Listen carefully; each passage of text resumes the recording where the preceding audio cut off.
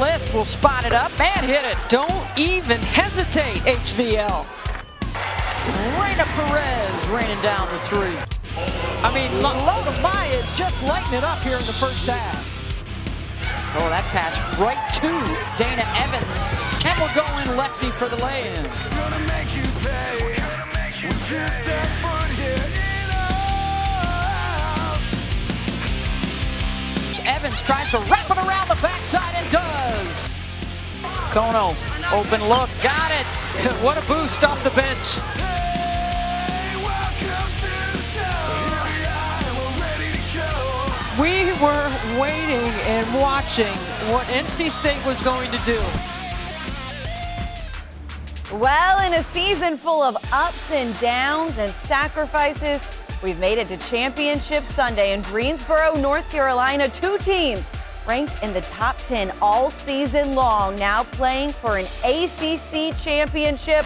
Louisville seeking its second ACC tournament title since joining the league in 2014. NC State looking to win back-to-back tournament titles for the first time in program history. They are led by two National Player of the Year candidates for Louisville.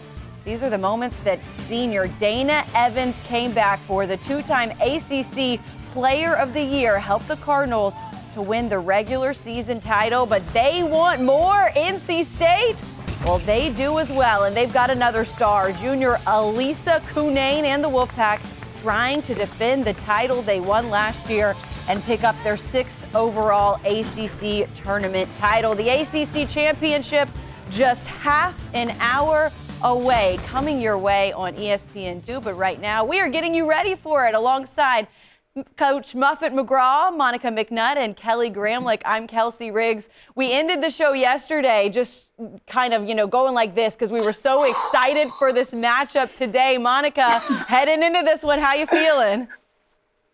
I'm so excited. First of all, the second semifinal in particular, the matchup with Georgia Tech and NC State, was the perfect appetizer. So I cannot wait for the rematch between these two teams in our championship. I'll tell you, I'm having a really good time today because I love this seat so much better than the other one. I had a really good night's sleep. I'm relaxed going into the finals today. It's going to be an exciting game. I can't wait to get it started. Coach, you look relaxed, rejuvenated. We love it. And I'm excited, Kelsey, because we have a top 5 matchup in an ACC championship game, the only league out there with a top 5 matchup in their tournament championship. And we have two of not only the best players in the country, but the best representatives of their institutions in Dana Evans and Elisa Cunane. This game really has everything, Kels. It certainly does, and these two teams are very familiar foes. We saw them play earlier this season, but they have a whole lot of history. They have met 4 times as top 10 opponents over the last 3 seasons. The Cards won by 30 in the 2018-2019 regular season meeting. You might remember Louisville's Asia Durr title program record with 47 points on senior night. They met again in the 2019 ACC tournament that year. In the semifinals, the Pack kept this one closer, but Louisville emerged victorious in Greensboro, and NC State hosted the Cardinals for their meeting last regular season. Once again, though, came up just short, making 6 straight losses in the series against the Cards, but the Pack snapped that losing streak on February 1st, defeating top-ranked Louisville on the road for their 2nd victory this season over an AP number 1. That was February 1st. Now it is March 7th, and they're meeting again in the ACC championship. Quite a bit of time and ups and downs between those 2 games. Kelly, what's different this go-round between these 2 teams? Well, I don't think there's a lot different for NC State. NC State is continuing to play well. They're clicking. You could argue they're even healthier since that matchup because Elisa Cunane was recovering from COVID before that matchup. But I think for Louisville, you're starting to see the players around Dana Evans really emerge. And when I went back and rewatched that game last night, the biggest thing I saw in the 3rd quarter was the players around Dana Evans did not knock down shots. And Jeff Walls even mentioned that a few times as well. So that's the biggest key for Louisville in this one. The players around Dana have to show up, and they got to knock down shots. I agree. The balance for NC State, it's been there all year long. You don't know who it's going to be necessarily, but there's always 3 people that are stepping up. They have 6 that are capable of stepping up, and I think they can rely on each other. They're comfortable with each other.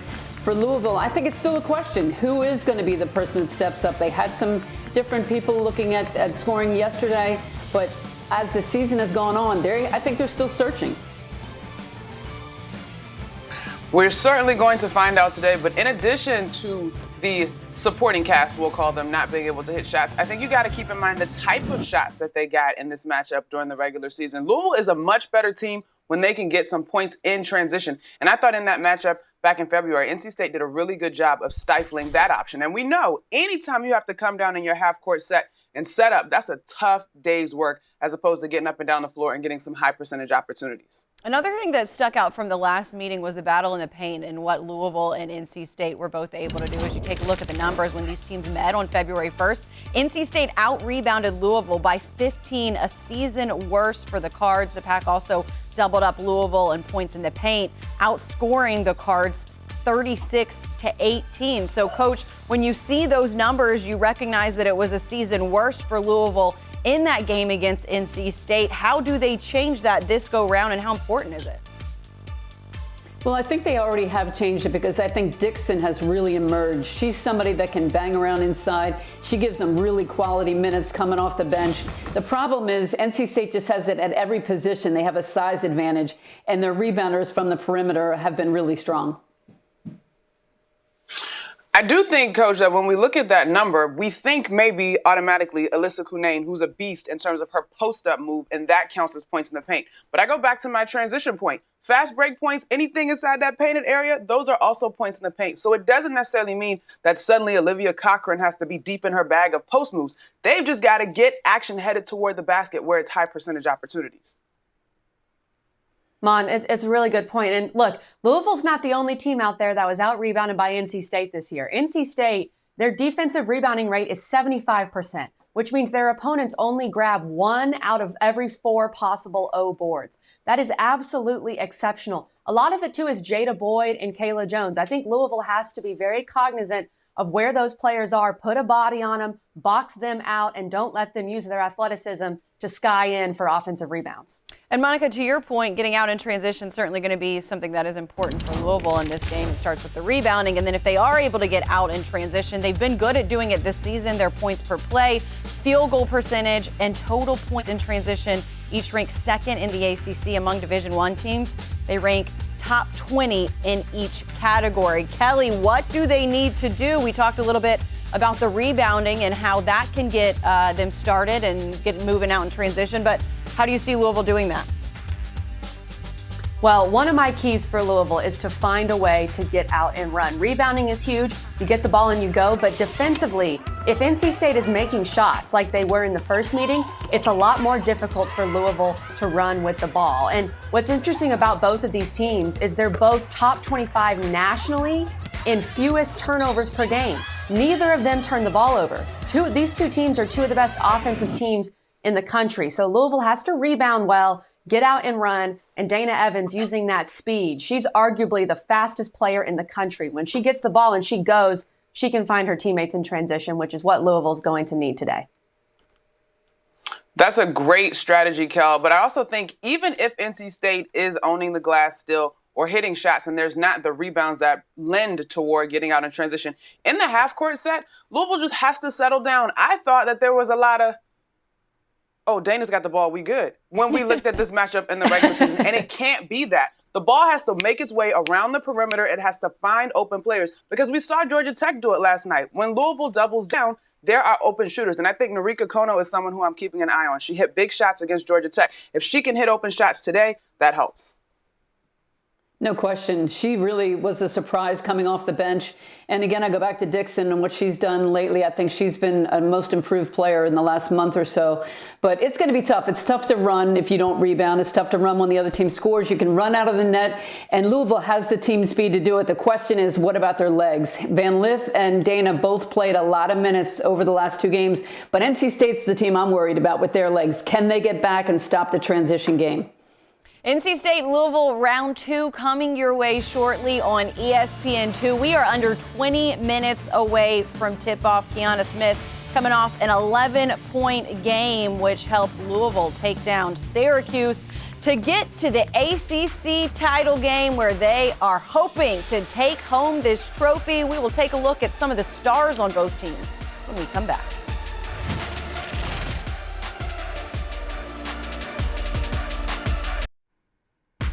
Welcome back into Nothing But Net. Check out the ACC Championship Hub for everything you need to know about ACC basketball tournaments, including exclusive Chalk Talks, highlights, games, and prizes. It's accessible from the ACC mobile app or ACCChampHub.com. About 17 minutes before tip-off on ESPN2 between number 2 NC State, number 1 Louisville, the top two teams in the ACC going head-to-head for the second time this season. Here's Holly Rowe with NC State head coach Wes Moore. Here with NC State coach Wes Moore. And coach, this is a team that you are very familiar with in Louisville. You got a win over them when they were number 1 in the country. What can you take from that game and implement today? Well, hopefully the result. But no, again, we played a really good game that night, did a lot of things well. So we're going to have to do that again. Again, they've got so much talent, and I think Jeff Walls does an unbelievable job preparing his team. So, again, it'll take a great effort, but hey, when you're going for an ACC championship, you got to expect it's going to take that. Elisa Cunane has had 2 really physical matchups in the last 2 games. This will be your 3rd game in 3 days. How fresh is she, and what can she give you today? Yeah, I think she'll be good. She loves to play, and I think she loves playing here because her home is only probably 30 minutes away at the most. So I think she considers it like a homecoming, and she's played really well over here. I'm sure Louisville will have a scheme to make it tough on her, and they'll be physical with her. But again, she's a great player. She'll be ready to go. One of the strengths of your team, it appears all season long, has been your ability to move the ball and space the floor. How can you be more effective with that against Louisville today? Yeah, I thought the first time we played them, we did a great job of seeing the help, seeing the rotations, and making great decisions. I don't know that we've done that here the last 2 days. Again, we played 2 really good teams in Virginia Tech and Georgia Tech, 2 NCAA tournament teams. So we've been challenged all week, but I think we are going to have to move the ball a little bit quicker, not let it stick in our hands, move ourselves because they're going to be looking to help from the weak side on Elisa. So we're going to have to get good movement and spacing and hopefully maybe get some stuff in transition as well. What would a win today do to bolster your bid for a number 1 seed? Yeah, I really don't focus on that. Obviously, it's out of our hands. We can't control that. And, I think obviously the 2 big wins over 2 number 1 teams in the country on the road, I think should be a pretty good argument. But we also lost a couple of games. And so, again, we control our own destiny. Either way, I think both these teams are going to get great seeds. And that's the important thing. Once you get in the tournament, it's all equal. And maybe the only thing changes is whether you're wearing dark or white. So we're not going to get too hung up on it. Sounds great. Well, thank you so much, and look forward to a great day today. Well, thank you, Holly. And again, you're inspiration to so many people. We love what you do for basketball in general, but we love what you've done as a person, what you've overcome, and we're thankful to have you here with us. Thank you, Coach. Thank you. Very well said there by Coach Wes Moore. Holly Rowe, obviously a star, and covering 2 stars in Elisa Cunane and Dana Evans today. Cunane averaging nearly 20 points per game, along with her 7 rebounds per game in her ACC tournament career. Interesting note on the other side, Dana Evans averaging just under 10 points in her 10 career ACC tournament games. She, of course, is the ACC's leading scorer, normally averages around 20 points per game. But, Coach, let's start with Elisa Cunane and what she brings to this NC State team. What do you expect to see from Cunane today? Well, similar to what we saw yesterday, end of the game, they want the ball in her hands, they're looking in. The problem with the post player is that the other team can keep her from getting the ball. They can double down, they can front her, they can make it really hard for her to get the ball. But obviously history, you see the stats there, history favors Cunane, and I think NC State's smart enough to figure out a way to get her the ball.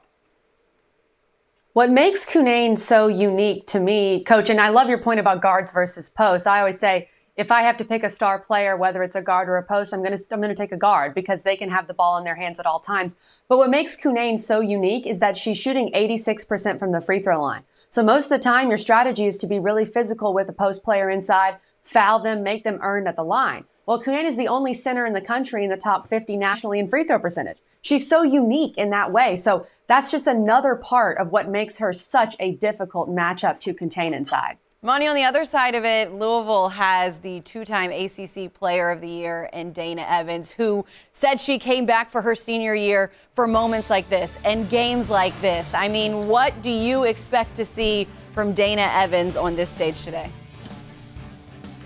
Energy and execution. I believe Dana sincerely when yesterday she talked about getting her teammates involved. She can see the big picture. She knows what she brings to the table and knows that this team can't get far just on what she does alone when we start talking postseason. But today she's got to set the tempo by example. It can't be from a solely distributor approach. And so I think this is the moment that Dana shines. I'm not concerned about how she's going to play in this particular ball game. She had a few bumps as we started the ACC tournament and Coach Walls was sending a message and whatever, maybe she was benched, but this is the moment. And I think we've seen this from Dana throughout the duration of her career. She shows up in the moment.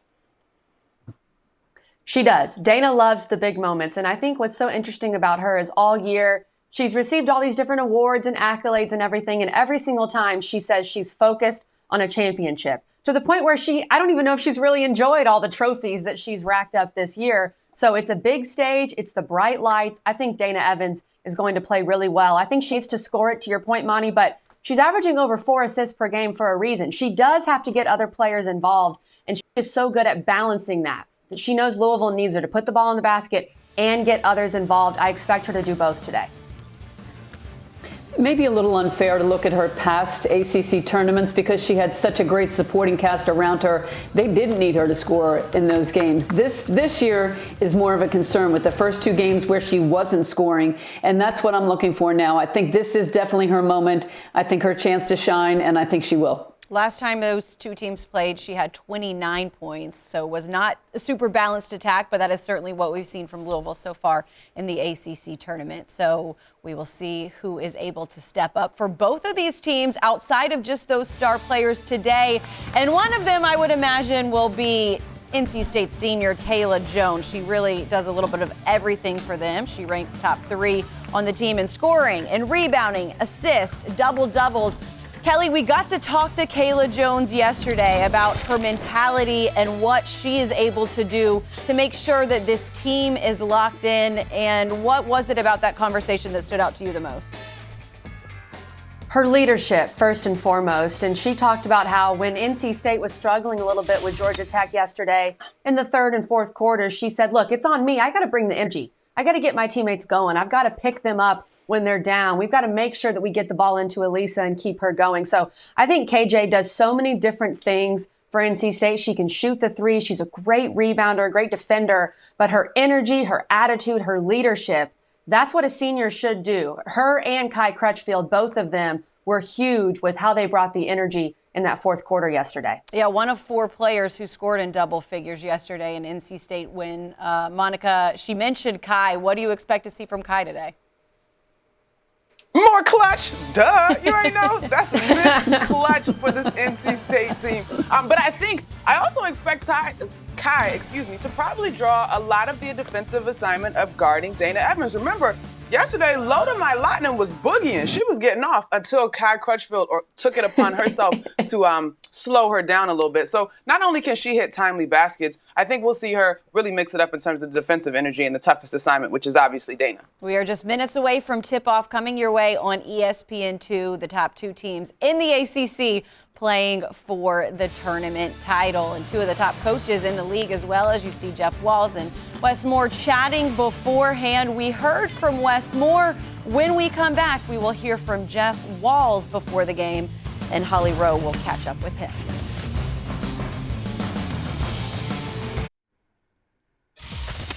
Welcome back into Nothing But Net, Greensboro, North Carolina, the home of the ACC Tournament Championship. And we will have you covered not just now as we get ready for the championship, but also afterwards. Join us here on ACC Network, 2 o'clock today. We will break down the winner. We will think about what happens going forward. These coaches aren't ready to talk about what's next yet in the NCAA tournament. They're only focused on today, Kelly. But right now, let's get Food Lion's food for thought. You've got some numbers for us, Kel. That's right. Let's look at ththese numbers very quickly. Dana Evans, 7.6 win shares, 4th among major conference players. She's worth nearly 8 wins to her team. I mentioned this earlier. Elisa Cunane, the best free throw shooting post player in the country, 86.5%. And then these two teams, two of the best offensive teams in the entire nation, each average less than 13 turnovers per game. We are going to see two offenses on display. It's not going to be sloppy offensively. These two take care of the basketball tremendously well. So much talent coming your way on the court in just about 5 minutes. But right now, let's hear from Holly Rowe with Louisville head coach Jeff Walz. Louisville coach Jeff Walz joins us now. And coach, you guys are trying to find that momentum and rhythm. Tell me a little bit about how you try to get it against a team like NC State that's on a good roll right now. Yeah, I mean, we're both playing some pretty good basketball right now. We've got to do a good job offensively of making sure we work the ball around. We've got to get good movement without the ball. Try and make NC State guard us in space. West does a great job with that ball club. They defend extremely well. And if you get caught standing, then you kind of play into their hands. They've got a rim protector in Cunane. You've got to be able to get that thing moving in order to make them have to defend at all levels. Coach, I have the memory from that last meeting that we did on our air when you guys were number one and they upset you, of Dana Evans playing very well, 29 points, but the surrounding cast not really stepping up. Who has to step up for you today? Well, everybody's got to contribute against a team like this. We've got to make outside shots. It's the one thing I've talked to our kids about. If we're going to lose a basketball game, I want to be able to walk off the court and simply say we missed shots. I don't want it to be because our effort, our lack of execution, we didn't follow a scouting report correct. Just you miss open shots. So if you want to win, you've got to make those. And I thought in our first game, we missed a bunch of open shots. And if we can get them, you've got to make them, and then that puts pressure on NC State at both ends of the floor. Okay, Elisa Cunane is a handful down low. What is your best plan for her? Well, we've got to do everything we can to try and mix some things up, throw a double team at her at times. We've got to try to keep her off the free throw line. She does a great job of getting to the free throw line. We also have to try to do our best to keep her out of the low block. I mean, you can't just wait for her back there, because when she catches it, she is a handful to try to stop. Thank you so much, Coach. Thank you. I appreciate it, Holly. Thanks. Those are Coach Walz's keys to the game. How about Monty's McNuts and Bolts? What you got, Monty? This always makes me so excited. All right, it actually plays right into what Coach Walz said. Movement. All right, and guarding in space. Here, Lodemai Lautner does a great job of using this terrific screen by Love. This could be Dana. Dana could do this in her sleep, a little hesitation to the rim, making NC State guard in space. The card should also do this. Again, if NC State decides to double, even if this is Dana and not a post player, look at how the Wolfpack has their eyes turned. The ball's gonna whip around the perimeter. Hey, Narika Kono can hit the same shot that Loyal McQueen hits on this one. The ball is moving and they had to guard in space. Now Louisville should not.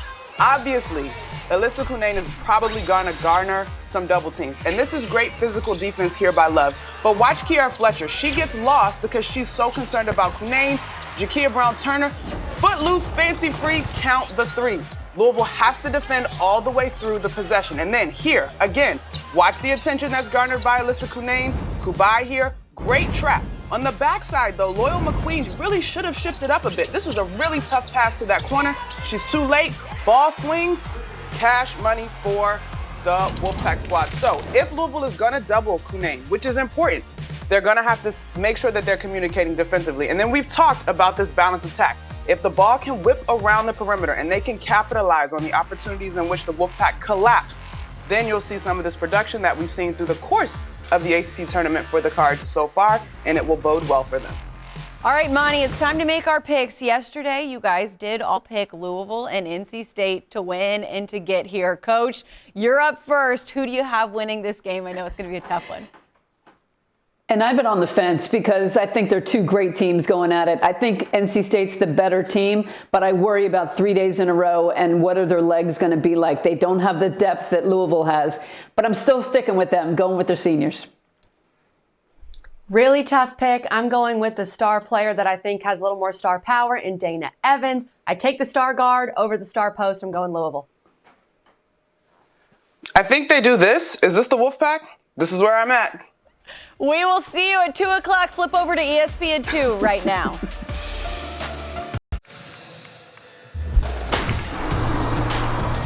Welcome to ESPN's Champ Week, presented by SoFi. And welcome to the Greensboro Coliseum for the ACC Championship game. The top two teams all year long in the conference will square off for the trophy. Louisville and NC State. And also at stake today, perhaps a #1 seed in the NCAA tournament. A couple of weeks away from Selection Monday. It looks good for UConn, Stanford, and Texas A&M. But these 5 teams right now are fighting for that final top spot. NC State hoping for a win today and a South Carolina loss later on, and that might just be enough. Big day for you, women's college hoops, ACC, SEC, and Pac-12 championship games, and we start here in Greensboro. Beth Mowins, Debbie Antonelli, Holly Rowe, and a lot going on for these two clubs here today to prove. Debbie. This is going to be a great day, right? There's so much great basketball in front of us today, and it starts right here in the ACC tournament. And for Louisville, this is a team that's been a former #1 team in the country. They're led by Dana Evans. She's the back-to-back ACC Player of the Year. She's come to this tournament and has a title in 2018, but last year didn't finish the deal, didn't make it to the semis. This is her 3rd trip to the title game, and you see her numbers in the tournament. She needs to do better if they're going to win a championship. And on the other side, it's Elisa Cunane. Cunane is the center. She's the focal point. She's the anchor with which everything runs for NC State. She's played well. She's an All-American candidate. She's going to need to play well today if they're going to have a title. And when they met last month, Holly Rowe, it was NC State getting the upset. That's right. Louisville was the #1 team in the country and lost on their home floor, in part because of Elisa Cunane having a huge game. She was playing for the first time since coming back from COVID, and she had terrific help. 4 players in double figures for the Wolfpack. But for Louisville, Dana Evans played great, 29 points, but no one else in double figures. The key today for both teams will be better balance and having their stars shine. Pack and Cardinals to start us off. We've got South Carolina and Georgia in the SEC final next. And tonight in prime time from Vegas, the Pac-12 final with Stanford and UCLA. Well, NC State's going to have to take care of the basketball against the Louisville changing defense. A high-risk, high-reward defensive effort by Louisville. And for the Cardinals, they're going to have to make shots, because they're going to have to be able to score with a high-powered offensive attack that NC State brings. White jerseys for Louisville. They have 2 freshmen in the starting lineup today.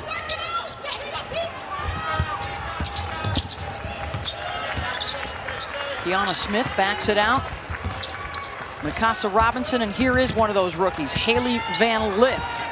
Robinson mid-range and gets it to go. If she's knocking those down for Louisville, that's a good sign. She's their defensive specialist. Yeah, she would be the 5th option offensively, but she is the glue player. She does all the detail work for Jeff Walls, especially on the defensive end, and she'll have the Kayla Jones matchup to start.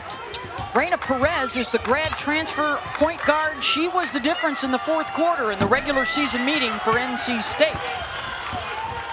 And we'll keep our eye on Kai Crutchfield as well. She has been the lockdown defender for the Wolfpack as Kiana Smith hits the bucket. So and Louisville off to the 5-0 start. Maybe Wes Moore is seeing if his 5th option is hot, carrying over from the 4th quarter against Georgia Tech. But that time, Kai Crutchfield did not get back and match up in transition. So you make a mistake like that. These two teams are so equipped to score offensively, and you can't have back-to-back mistakes in a championship game. Good depth for Louisville. They played full court press pretty much the entire game yesterday in the semifinal win as they topped Syracuse. Both these teams are excellent at guarding the ball, and there's a miscommunication on a switch and a turnover. Cunane's got to shoot that. Robinson aggressive to the rim, can't finish. Rebound to Crutchfield. Looked like it caught Elisa off guard that the smaller defender was coming over on her. She'll try to wrap it around the backside and does. I mean, that's 6'5", incredibly gifted inside, can score left or right. Also has three-point range for NC State. Elisa Cunane inside. All-America candidate in the middle for the Wolfpack. Smith.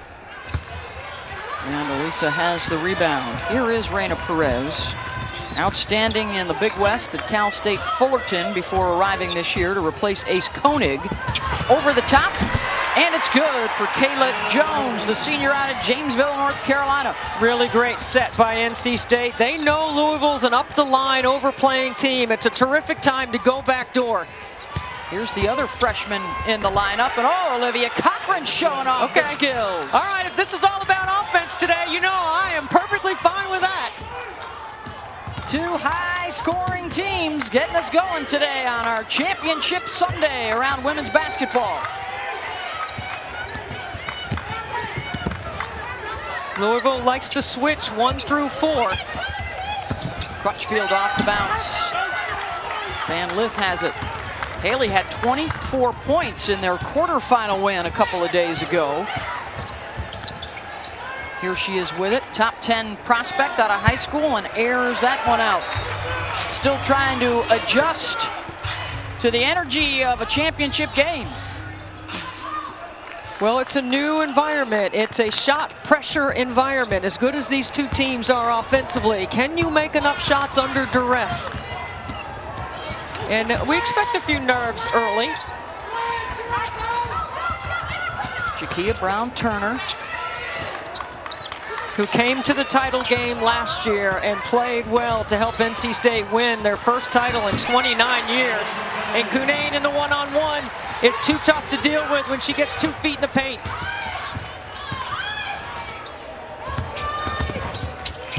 Smith circles it back outside. Keep your eye on Kai Crutchfield in this Dana Evans matchup, Beth. This is one to keep your eye on because Crutchfield has got to keep her in front.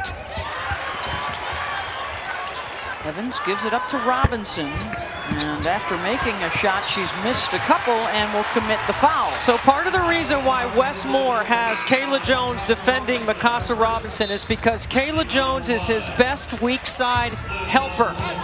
And Mikasa Robinson is not a threat to score on most nights. Now she has to hit the mid-range 10-foot jump shot if she's given that, and NC State might give her that. But you make sure you box her out because she goes to the glass every time. Crutchfield. Brown-Turner, she is looking for an explosion, has been quiet offensively through the first 2 games of the tournament, and that will go over to Louisville. And let's see if the Cards get something going here for Dana Evans. She was the last starter to score in the semifinals yesterday. Subpar performance in the quarters 2 days ago. And she too looking for a breakout day. So to your point, Jeff Walls gets her off the ball for this set, puts her over to the wing so he can get her to her right hand. What a great call from the bench. Dana Evans hard off the bounce going right. Almost impossible to defend because she also, besides getting to the rim, can pull up and hit the mid-range or she can kick to the corner. And NC State can't help off that corner shooter. That's Kiana Smith. Dana Evans, 81 of 87 at the free throw line, 93% on the year, and that's her second miss of the tournament. What? What is going on? She never misses from the free throw line. 3-point Louisville lead. About halfway through this first quarter, ACC championship game. Mouse in the house. Got a smaller defender on her, and JBT gives it up. Cunane bothered on the shot. Elizabeth Dixon. They've got a couple of big bodies now, Louisville, that they can throw at Cunane inside. Well, Louisville's defense has to be disruptive. If you let NC State go pass, cut in rhythm, forget about it. They have too much offense. But if you make them put it on the deck and dribble into their shots, you have a better chance of defending. Van Lith missed the open look weak side. Cunane trying to back in on Dixon. Gets the touch. Good passer out of the post. Perez for three. Got it. Boy, Reina Perez's first big game experience was on the road at Louisville. Louisville was #1 in the country, and she delivered. She handled the ball. She made shots. She's going to have to do that today. They made that a tough look for Evans, did State. Now Kayla Jones trying to post up on the smaller defender, and she's going to get whistled for the offensive foul as Robinson hit the deck. 4 minutes to go in the first entertaining ACC final. I'll leave it at 9 apiece. ESPN's exclusive presentation of college basketball is brought to you by SoFi. Get your money right. Well, NC State wouldn't be in this championship moment if it wasn't for Kai Crutchfield, or should we call her Clutchfield. Huge three-point baskets in the fourth quarter. Absolutely got her team to this championship moment. Not only that, but her defense was stifling on Georgia Tech's leading scorer. She is the reason that they got to this championship moment. And look at those numbers. 8 points in the fourth quarter. Beth, I stole that from you. Are you okay if I called her Clutchfield? I'm fine with that. I just wanted to show up in their notes for the NCAA tournament, right, there Debbie? That's right. Kai made the plays on Lodomai Lautinen, and the jumper is good. That's a three-pointer for Elizabeth Balagoon. So as Holly talked about, Debbie, they need the others to help out Evans today. Yep, everyone else has to do their job exceptionally well. One more stop, one more made basket, one more detail on the offensive end. Kayla Jones off the mark. Here comes Dana Evans, the ACC two-time Player of the Year. 4 years in a row for a Louisville player, and 5 of the last 6 years. Dana's the winningest player in Louisville's history. She has 4 ACC regular season titles, 1 ACC tournament title. She's been to the Final Four as a freshman. She's been an All-American. She's back-to-back ACC Player of the Year. It's an impressive resume when you look at where she came from in Gary, Indiana, and how hard she's worked to get to this point. It's what I call the Evans-lution of Dana. Yes, it is. Off the bench to constantly better. Out of the shadows of Asia Durr, the previous two-time ACC Player of the Year. And got to be in the conversation for National Player of the Year honors with just a handful of folks. No, I don't think there's any question she's in the conversation for that, as well as a potentially #1 or top 3 draft pick for sure in the WNBA draft. You're going to get a look at Aaliyah Boston of South Carolina coming up next. Stanford, they've been so balanced, I don't know if you could pick one. Of course, Erin McDonald was the Player of the Year out west for Arizona. Yeah, Stanford is very good, very balanced, very hard to defend, and the best defensive team Tara Vanderveer's had in a long time. Cunane scores inside. Of course, there are also the two Fab Frosch and Paige Beckers at UConn, Caitlin Clark at Iowa. And I'm going to throw actually Owusu in there, who's been outstanding at Maryland. They, along with Baylor, perhaps 2 of the hottest teams in the country right now. Big Ten Player of the Year will be really interesting. Caitlin Clark at Iowa, Ashley Owusu at Maryland, Naz Hillman, Michigan. Here is Jada Boyd off of the NC State bench, lost her footing and then lost the ball. So a post-to-post double by Jeff Walls to disrupt the quickness of Jada Boyd off the bounce. Watch this right here. She's going to catch it on the block. Good post-up position. We'll watch where Elizabeth Dixon comes from the top. So NC State on the weak side is standing around. You got to move. You got to cut. You got to play off that double. Alana Smith with the spin and got it up and over Cunane. She had 11 in the semis and is starting out well here today for Louisville. See, without Reina Perez on the floor right now, Kai Crutchfield handling some point guard responsibility, or lead guard, if you will. I wouldn't necessarily call her a point guard. Fouls on Elizabeth Dixon, her second. Don't forget, on Monday, March 15th, I'm sure you've already got it on the calendar, that's the NCAA Women's Selection Special presented by Capital One.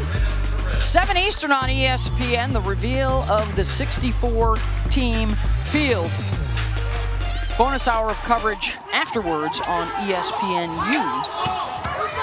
It will be an S-curve from 1 to 64 as Brown Turner scores on the left side. And the entire tournament will be played in and around San Antonio with the Final Four, along with the Elite Eight and the Sweet 16, all at the Alamo Dome. 2 new format changes for this year because of COVID that are going to add a lot of excitement to the women's game. Cochran, nice step back, short.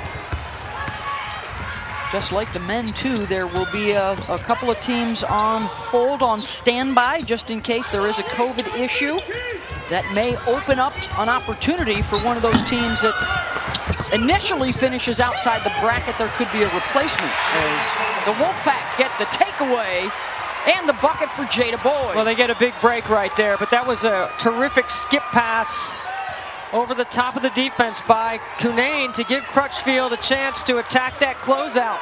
That's better activity on the weak side by NC State. Let's see, do the Wolfpack run a double at Evans here to close out the quarter? Or will Dana get an opportunity? Has to give it up and gives it away, and not a good look at all for the top-seeded Cardinals. Do not get a shot, but they will take the lead into the second quarter, Debbie. The Cardinals, a 1-point lead going into the second. Cunane with the reverse. Smith in transition.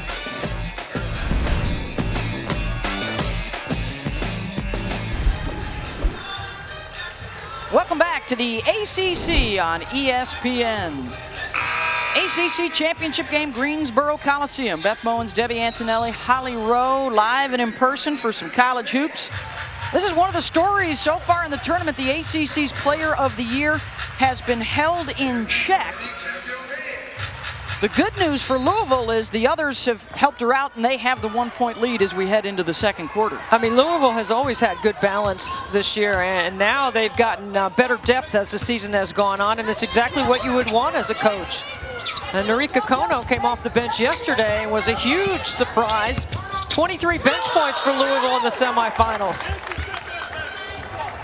And the Wolfpack turn it over.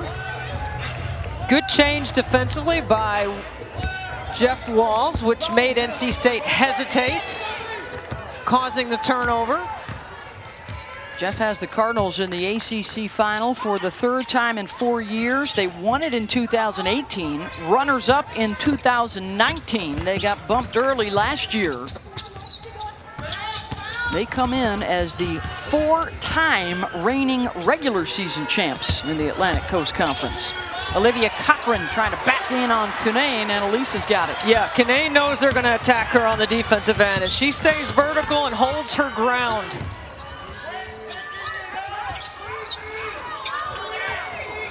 Cunane directing some traffic.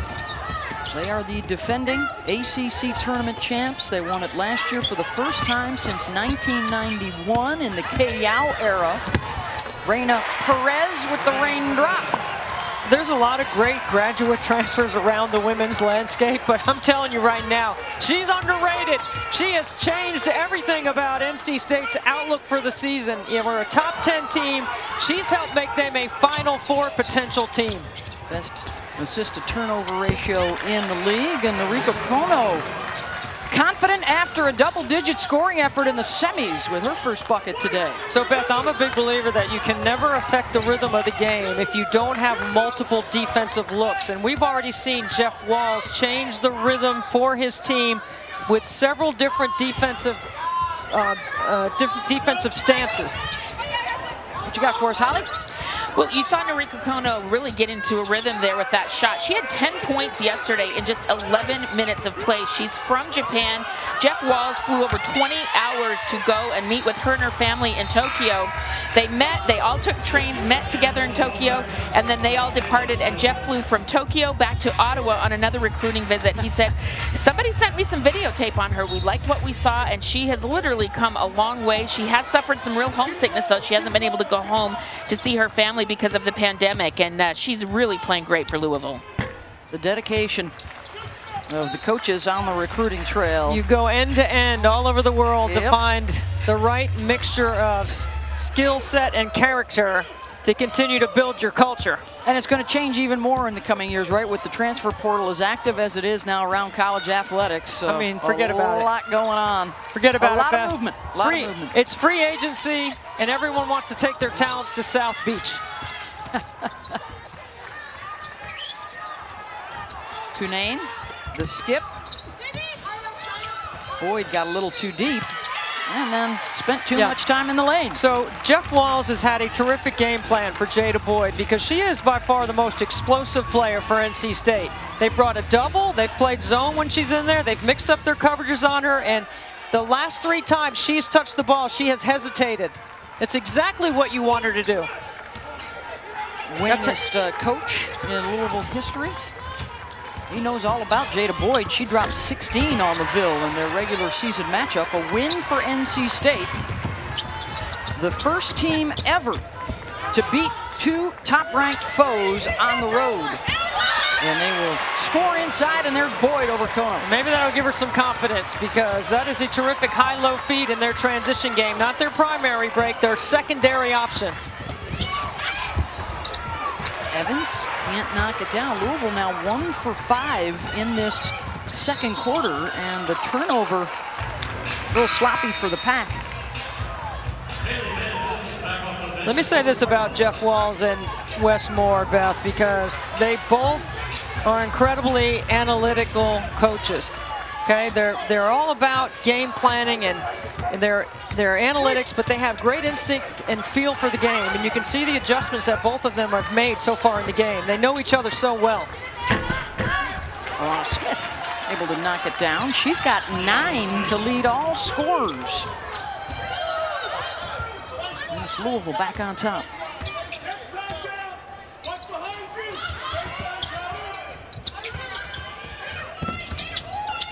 Boyd off the ball fake. Cochran's got it. Good switch to his own. Haley Van Lith back on the floor here for Louisville. Smith. Cunane and Cochran, that's a terrific battle inside. And NC State on the defensive end is doing a much better job guarding the ball. I thought Georgia Tech's team was very aggressive. Nell Fortner did a terrific job bringing her team here ready to play. If Louisville becomes a jump shooting team, that is to NC State's advantage. Crutchfield, got it, assisted Cunane. Elisa Cunane is a willing passer. She sees the floor so well for 6'5" with her back to the basket. She's done a much better job reading where the double comes from. How about 3 assists today, Debbie, already for the big girl? You gotta love the ball movement right here. Good duck in and timing. She sees Haley Van Lith dig. Too late to recover, and NC State, as good as they are feeding the post, they are really good at relocating on the perimeter after they make the feed. They've been doing the job defensively. Van Lith and Evans held to just 2 points so far in this first half. A 2-point state lead. 2-3 zone. Offensive foul on Cunane. Trying to displace the defender. You referee equally favorable on the inside. Not what's fair, and she knocks Romani Parker over. The NCAA Women's Basketball Championship on ESPN. Yep, it is Championship Sunday. Welcome into the Audi Halftime Report. We're going to get to a lot of that at halftime, but right now, Rebecca Lobo, Andy Landers, I'm Ashley Brewer. Coach, what are you seeing from this game so far? I'm seeing Louisville struggle to establish a post game, but very good with their guards off the bounce. And NC State has had really nice patience on the offensive end. When they haven't turned it over, they've gotten good shots, shooting 53%. All right, very well-balanced, quick-paced game. Beth and Deb, back to you guys. Thank you, Ashley. We are under 5 minutes to go here in the first half at a 2-point NC State lead as they try and go back-to-back with ACC tournament crowns.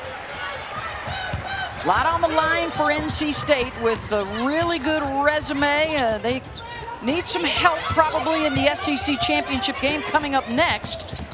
But if Georgia can knock off South Carolina and NC State wins today, Charlie Cream in his latest bracketology says State moves up to the top line as a number 1. Along with UConn, Stanford, and Texas A&M. And a foul on the shot and a patient whistle right there. It's going to go against Parker. Oh, Romani Parker, who took the 3 the last possession coming off the ATO, was her first 3-point attempt of the season.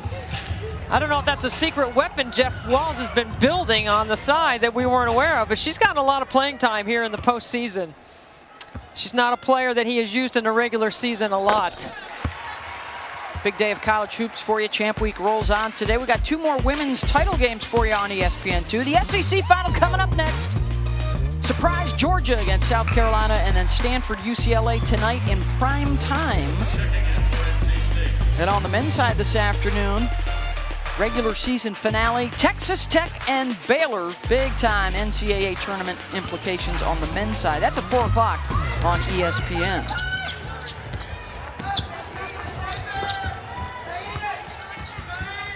Struggles in this second quarter for the Louisville offense. They're just 2 of 8. They've played a lot of this second quarter without Dana Evans on the floor. Haley Van Lith knocks it down, and that's her first bucket. One of the top freshmen in the country coming into play this season.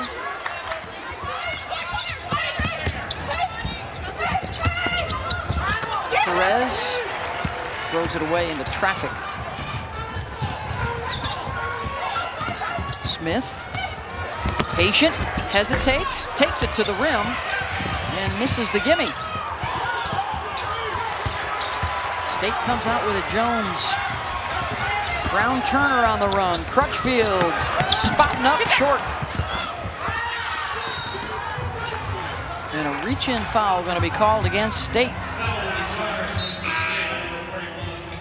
It's on Camille Hobby. Shot selection, so important for both teams right now. Dana Evans returns to the floor.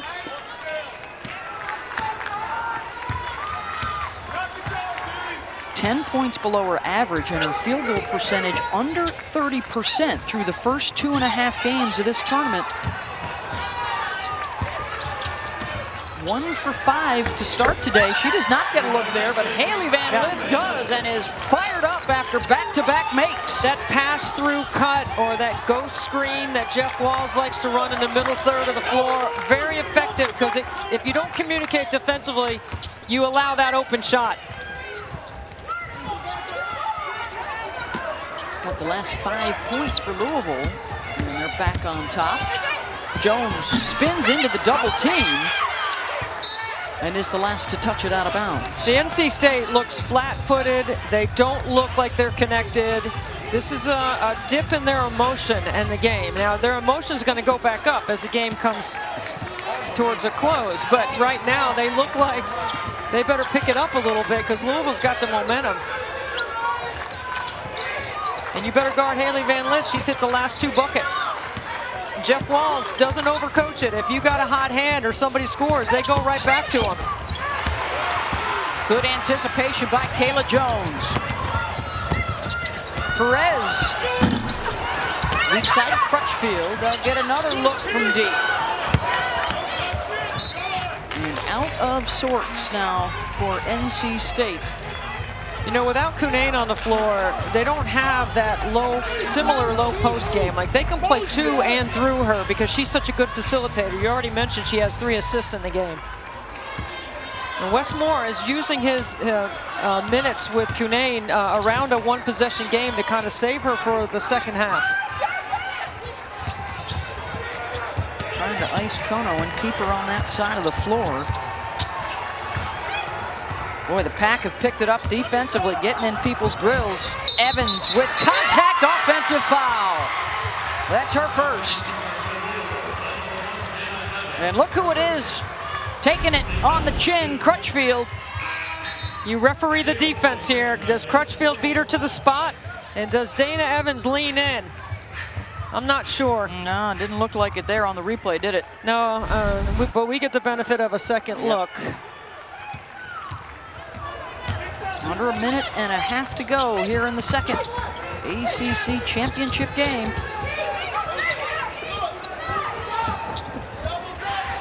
State in a bit of a funk. They've missed their last 4 tries. They've been hurt by 8 turnovers here in the first half. They like to run 4 out, 1 in, but with the lineup and personnel they have on the floor, Boyd and Hobby both end up on the block, which affects the spacing that NC State likes to play with. It makes it easier for Louisville to defend them. Kono's pass to no one in particular, and it's nothing but black jerseys around it. In the trail, good for Boyd. That's a great look by Jakia Brown-Turner. She set up that 15-footer for Jada Boyd because she looked in the post first, ball faked in there, and that made the defense seek the level of the ball. That's how you open up the top of the floor. State by 1, Cards perhaps with the final chance to grab the lead back.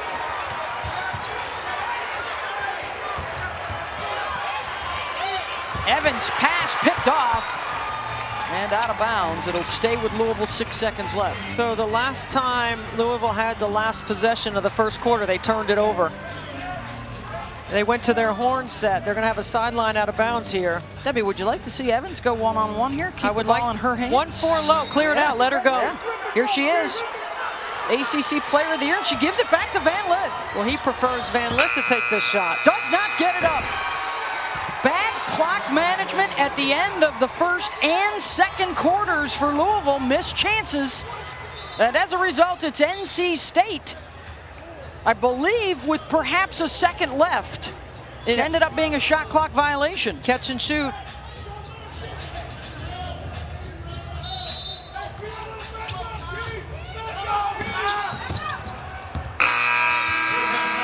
One-point game at the break. The top 2 seeds in the Atlantic Coast Conference still in the hunt for a #1 seed in the NCAA tournament. 6 points for Cunane, a couple for Dana Evans.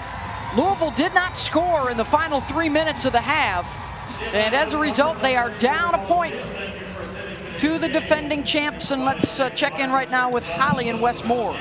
Well, Coach Moore, how do you describe that defensive pressure late in the second quarter? It felt like your team really turned it up. Yeah, I'm proud of them. I think we're focused. I think we're locked in. Obviously, Louisville has a lot of weapons. You're going to give up some buckets. But, yeah, I think we've done a nice job. Now we just need to get going offensively, get some people to knock down a few shots. What will it take for you guys to get going offensively? Where do you focus? Yeah, you know, we got to work inside out. We got to get at least the touches. Obviously, Louisville's playing a lot of zone to try to keep it out of the inside. I get that. And now we're going to have to, at some point, knock down a couple of threes to maybe get them out of that. All right. Thank you so much, Wes Moore. NC State with a 1-point lead at the half. Let's check in now with our folks in the ACC studio. We'll be back.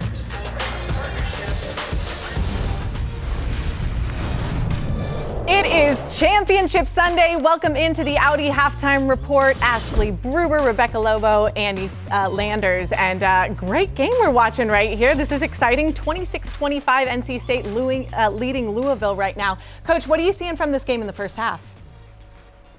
Well, I'm seeing North Carolina State play good on both ends of the floor, but Louisville offensively, I think, has been at their best when they've been able to attack off of the bounce. That hasn't been easy because North Carolina State's defense has been really good, but when they have penetrated, got the ball into the paint, they've been able to get good looks at the basket, score at the rim.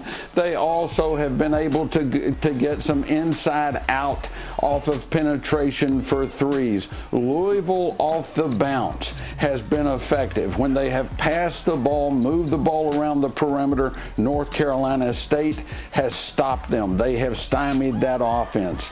Here, inside out for a three, that's what Louisville's been good at. Rebecca, what are you seeing from this game? And for NC State, you heard Wes Moore right there in his interview with Holly Rowe. We want to play inside out. And they were really effective doing that, in particular in the first quarter when Louisville was playing a man-to-man defense. They want to get touches for Cunane. NC State wants to get touches for Cunane, and they were able to do that, in particular in the first quarter. She's working hard for position. They work it around the perimeter, gets it inside, 2 feet in the paint, able to score. Louisville comes with a little bit of help. Cunane is a very good passer. 3 assists in that first half. A 3 on the pass outside to Perez. Here in the pick and roll. Great job dragging out the defense, then passing it inside to Cunane.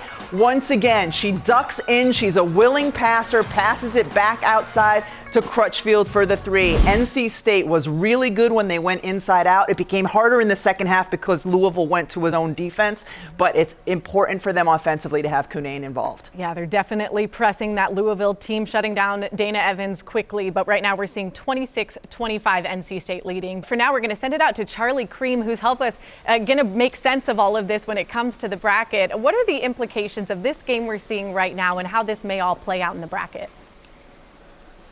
Well, it's interesting. These 2 games today really are going to have a lot to do with the number 1 seed line, that last number 1 seed, the way I see it. NC State's going to need to win this game and finish this second half strong to have a chance at that number 1 seed, I believe, and with South Carolina coming up next. Now, if Georgia could win that game, South Carolina would fall off the 1 line and we move NC State up with a win. And the implications for Georgia, too, I think if Georgia can get a win and NC State wins the ACC championship, then Georgia moves past Louisville on the 2 line. So a lot of implications. These 2 games are very interwound today.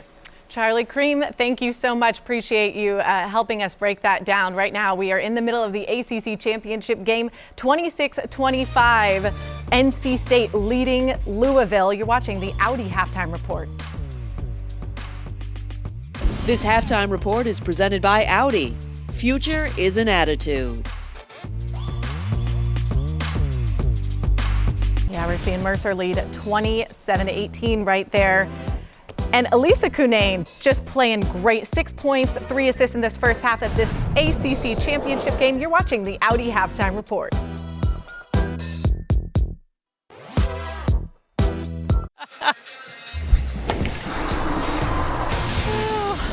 Welcome back to ESPN's Champ Week, presented by SoFi. And so far, a 1-point game. NC State with the lead over Louisville. 20 minutes to an ACC championship for the Wolfpack and the Cardinals. Welcome back inside Greensboro Coliseum. Beth Mowens, Debbie Antonelli, Holly Rowe. Throughout that first half, Debbie, we saw a little bit of everything from Elisa Cunane, and only 15 minutes, so she should be fresh for this second half. That's right, Beth. I mean, 3 games in 3 days is usually taxing on bigs, but Cunane was able to get some minutes on the bench. And when she's on the floor, you've heard Rebecca talk about it in the studio. We talked about it in the first half. Play through and to Cunane on the inside. 3 assists. She does a good job of reading the defense. She posts up strong. She changes the space with just her post-up ability. And she's got to have a big second half for NC State to be able to get back-to-back ACC championships. And for more on Cunane, let's go to Holly. Well, Elisa Cunane grew up just about 25 miles away from here in Summerfield, North Carolina. She came to this tournament as a little girl, and look at this precious picture with Erlena Larkins from North Carolina. Now here she is playing on that same court, and she's been terrific. She's got to get going, though. No points in that second quarter. They need her to show up big and keep that dream of herself as a little girl alive of winning a championship here on this floor. I don't know about that Carolina blue that she's wearing there, but let me tell you something. Sylvia Hatchell, the North Carolina coach, told me that Elisa Cunane is the only player in the state of North Carolina that declined to make an official visit. Oh. So that's for Wolfpack Nation out there to know that Elisa Cunane is all red. Coach Hatchell, I believe, is also the only one that declined your chance to go to Chapel Hill, right? Is that accurate? No, she wanted me badly. Beth Mullins and Wolfpack alum Debbie Antonelli, Holly Rowe with you. We've got 20 minutes to play for an ACC championship. The first of our triple header today. SEC final coming up next, and then prime time tonight. The Red Hat Stanford Cardinal and the UCLA Bruins for a third time. They split their regular season matchups. Well, I'm looking forward to watching Stanford play. That's must-see TV. Anytime Tara Vanderveer's team, especially this year, because they can score and they can defend. That is a tough task for Corey Close's group. But I'm telling you, Charisma Osborne, underrated in the Pac-12 as a guard, and underrated on the national scene as well. Has had a great year. Quiet in one of the regular season matchups, starred in the other for the Bruins as they try and win the Pac-12 for the second time. Stanford, the regular season champs out there.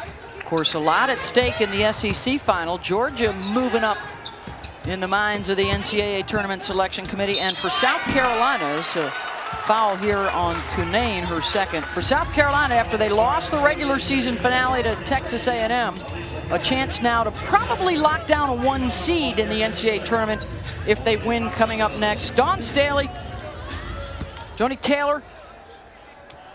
Hey, Beth, listen, Elisa Cunane needs to get as many touches as she can right now in the second half. But so does Aaliyah Boston in that Georgia matchup. She should take the most shots for South Carolina today.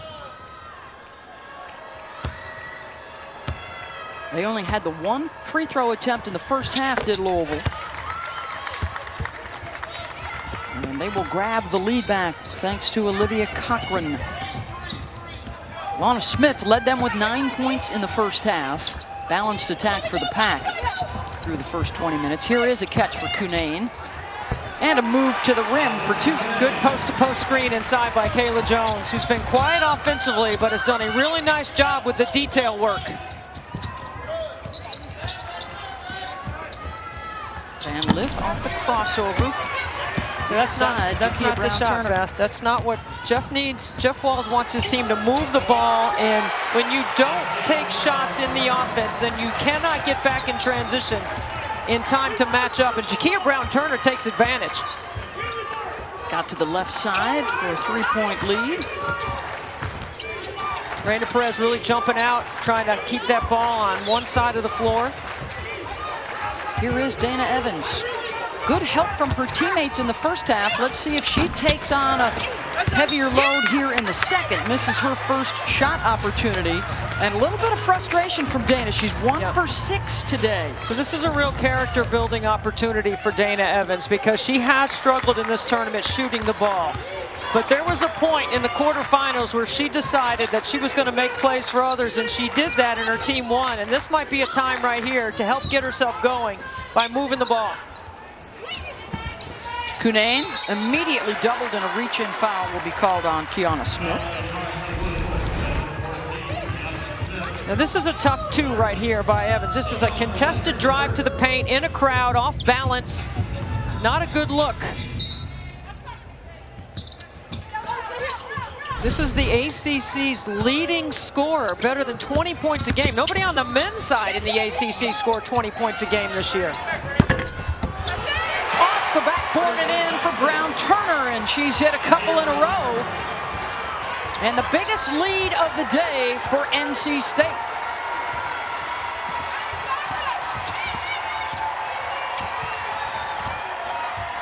Here comes Evans up to the top. Smith elects to go to the left instead. Evans defended by Crutchfield. Almost turned it over, knocked out by Perez. Well, guys, Jakia Brown-Turner having a terrific game so far today, and I have to give her some real props. Everybody out there for NC State looks amazing, and that's because she does almost everyone's hair on the team. She specializes in sew-ins. She's a terrific cosmetologist, and she is a teammate doing it all for her team right now. Can also light up that scoreboard, Holly Rowe. A couple of buckets for her and an NC State lead.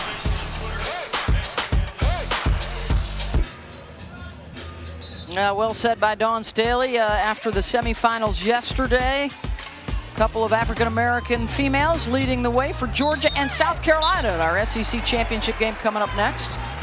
And since it's Women's History Month, let's continue with the all-time winningest coach, Stanford's Tara Vanderveer, as well as Corey Close at UCLA coming up later tonight. Of course, there is always room for the fellas as well, and we've got two of the best here. Wes Moore on that NC State sideline, Jeff Walls for Louisville. The winner gets the ACC championship, and for NC State, perhaps still a crack at a #1 seed in the NCAA tournament, although Debbie, it may not be as significant this year since there's no home court advantage to worry about. Well, and we have the true S-curve. Yes. So if the committee gets it right, which we assume they will, then it should be really compelling. Because the S-curve matches up seeding 1 through 64. So 1 plays 64, 2, 63, etc. And this is the first trip to the free throw line for Cunane. So Louisville's done a very good job of keeping her off the line. Maybe NC State hasn't done a good enough job of getting her to the line. 8-0 run for NC State, and it ends right there. Kiana Smith, perhaps in that last timeout, Jeff Walls lit a little fire under his stagnant offense. Well, I think, again, picking up full court can change the rhythm of your team. And playing better defense, changing your defense, can get your team going offensively. And see, Perez got a little too handsy there. Sorry, Debbie. No, Beth Perez doing the right thing. When they jump out on that hedge, you attack the outside hip of the big. It's what you drill and practice every day to have good offensive habits in that ball screen offense. No significant foul issues for either side thus far.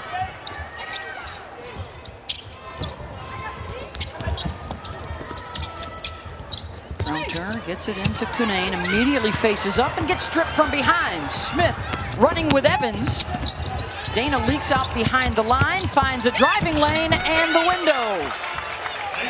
In transition off their defense, Evans shakes free. It's a great dig by Kiana Smith from the backside. And Dana's first bucket in 20 minutes of clock time as Cunane counters with the basket. Neither one of the superstars scored in that second quarter. Trying to heat things up here in the third.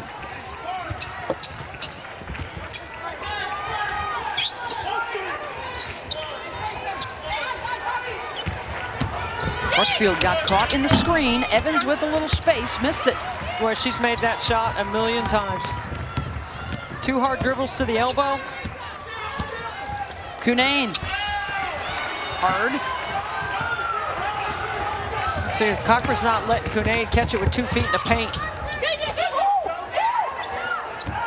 Smith has a shot. And that won't fall. Brown-Turner will push. Somebody looking for an easy bucket here either way. Cunane can shoot that trail 3. Cunane on Dixon. This is a couple in a row on the block.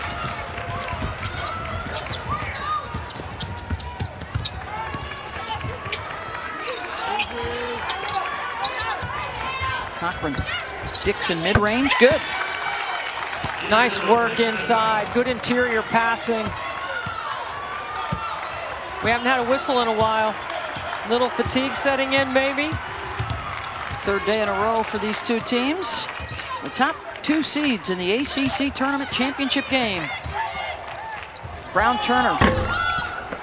Cunane, offensive rebound.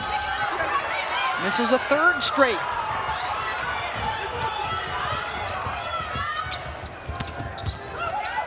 Evans.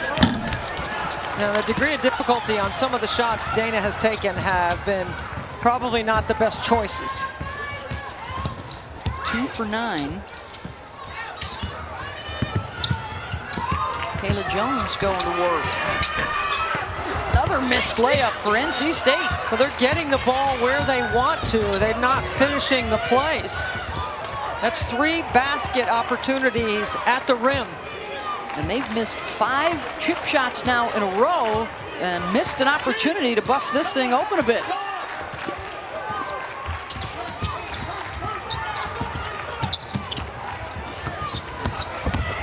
Van Lith to the left side, no.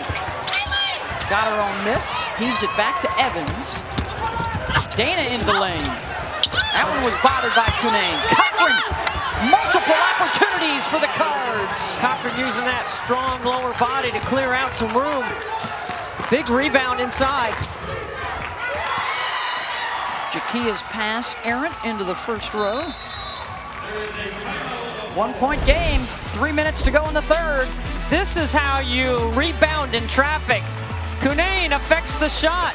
Watch Cochran clear out a little room inside. 1-point game in the ACC Championship this afternoon in Greensboro. First of our 3 championship games coming your way as we close out the regular season coming up this week with a couple of other. The Big 10, the Big 12 will get underway midweek.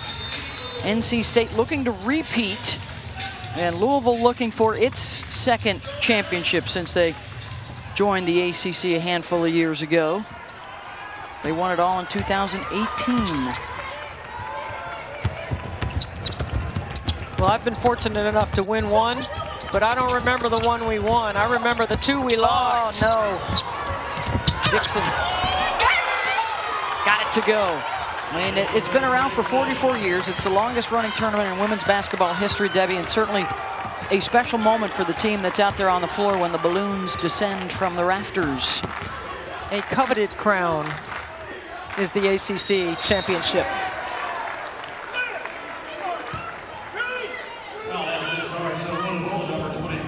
Incredible performers in this league over the course of its history. There are the balloons ready to fall. How about this for multiple MVP winners in ACC history? Pam Leake, Dawn Staley, Wendy Palmer, Tracy Reed, Georgia Schweitzer, Asia Durr, Dana Evans, and Alana Beard and Alyssa Thomas, 3-time regular season MVPs in ACC history. Some of the all-time greats as Camille Hobby turns and hits. Let's see if Camille Hobby and Jada Boyd can get something mixed together on the inside. A different look on the front line for Westmore right now. 11th lead change. Neither side's been up by more than 7 points today, and now Dana Evans is 2 for 11. And the cold shooting here in Greensboro continues for the ACC's Player of the Year.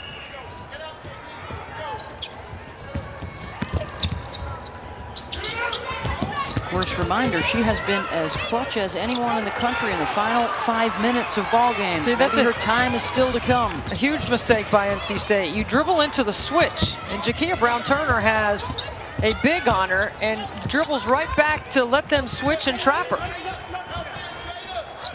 Switch back is what I meant. Dixon got muscled out of the paint. And a nice drive to the rim. Dana Evans lays it in on the left side. Louisville back in front. That's the explosiveness of Evans right there on display. Off the bounce, going left with her offhand.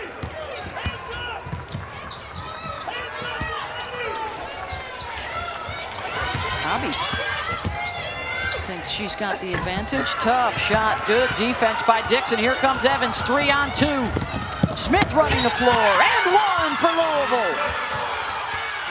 2 huge transition opportunities off of NC State's back-to-back mistakes. Beth, remember in the first half I talked about you cannot have back-to-back mistakes in a championship game, and this is why. You give the other team momentum, 2 runouts, 2 layups for Louisville, and now they've taken the lead with the momentum. Cards have hit 4 of their last 5 shots, while NC State has missed 6 of its last 7. And the Ville will have another chance here.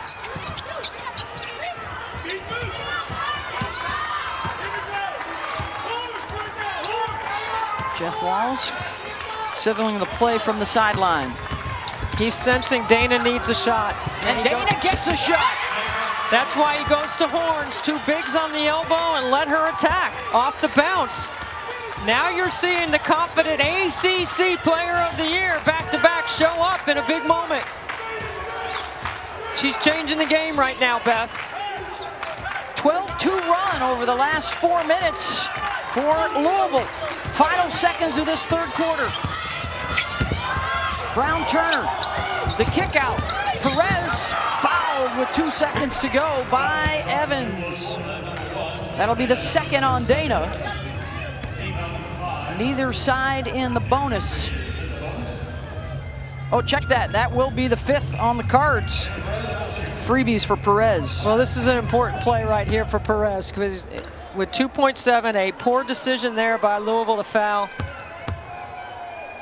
Give NC State a chance in that 12-2 run to get something back going positive going to the break of the quarter.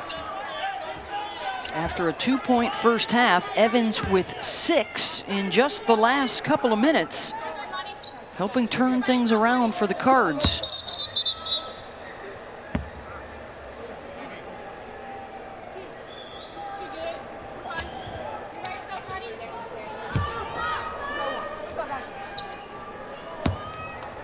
Not sure what that was about, but this equivalent of icing the shooter potentially. Only the 10th combined free throw of the game for these two. It's good from Perez. 3-point game. Evans comes up short. 43-40, the top seed in front, heading to the 4th quarter of the ACC championship game. They ended on a 12-4 run, Debbie. It's a feel and a call from the bench. Horns off the bounce. Evans getting going.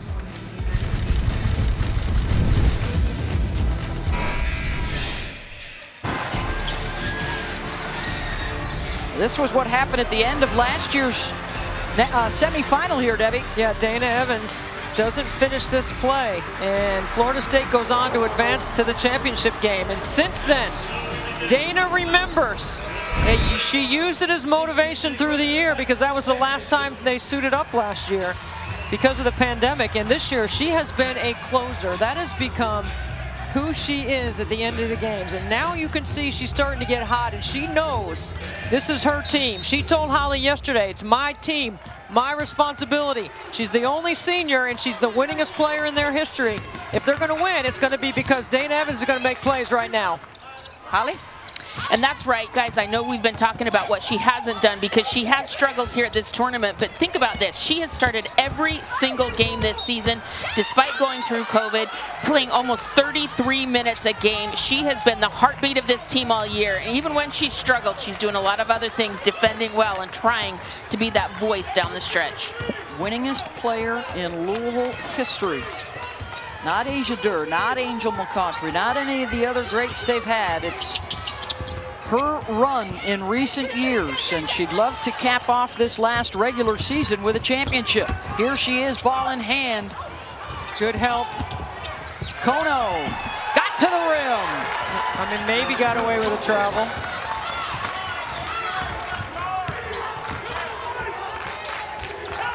Cunane, well rested, turns it over.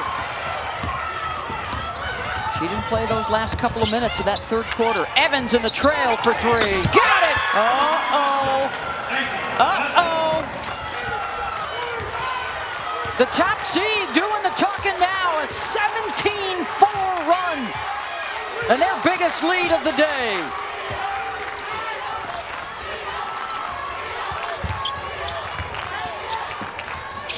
Kai Crutchfield, good. The one thing NC State has had in the 4th quarter all season long is offensive maturity. They have a veteran seasoned club. You're not going to see them get rattled offensively. They have to stick to their good offensive habits right now and be really good in the detail. Because, Beth, we talked about game slippage yesterday. That's about detail when the game's on the line and making shots under duress. NC State with numbers if they hustle.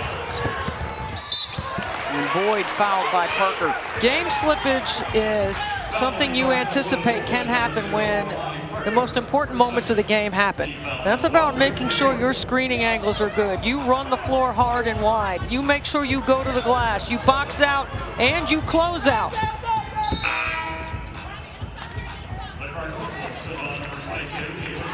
And who wants the ball late? Who wants to be making the big decisions to decide it? Holly Rowe's been reporting throughout the tournament. A player like Elisa Cunane grew up watching this tournament as a youngster. Always dreamed of being here. Cut down the nets last year, did NC State. They need a fourth quarter comeback to do it again.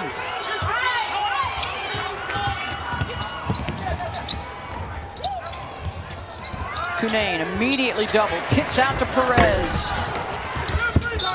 Out of bounds to Louisville. Kayla Jones quiet, 1 for 4 for NC State. She does have 7 rebounds.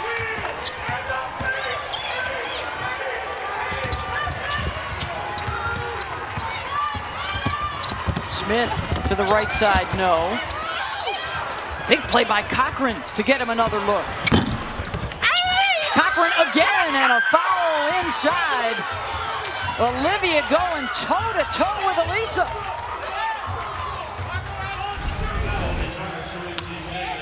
Watch the battle on the weak side for the rebound.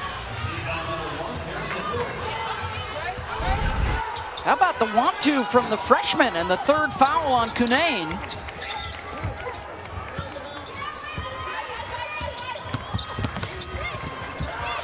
Evans, short after the bump. NC State wanted an offensive foul. So there was a moment in the game yesterday for NC State against Georgia Tech where Georgia Tech clearly was the tougher team.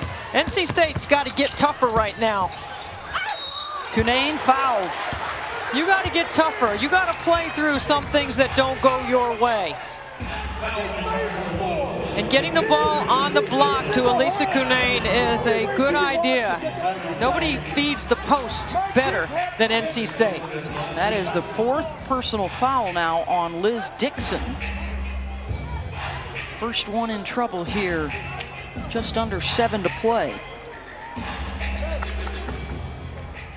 Most teams ending their season, regular season today. There are a few more that will continue on next week.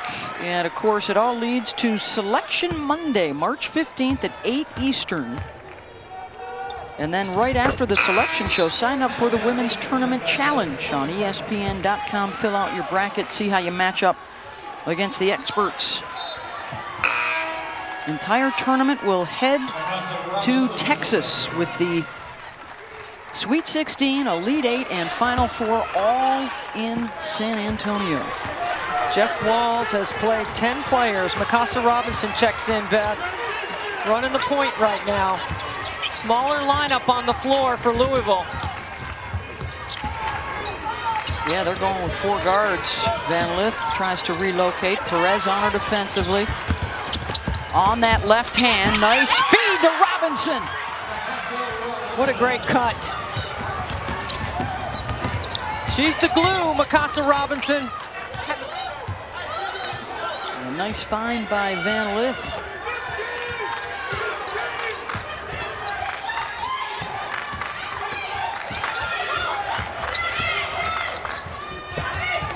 Cunane really fighting and battling inside with Cochran for position. A touch for Cunane off glass.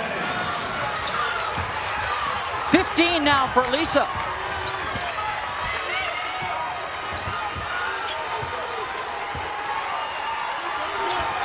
Just the way a championship game should be.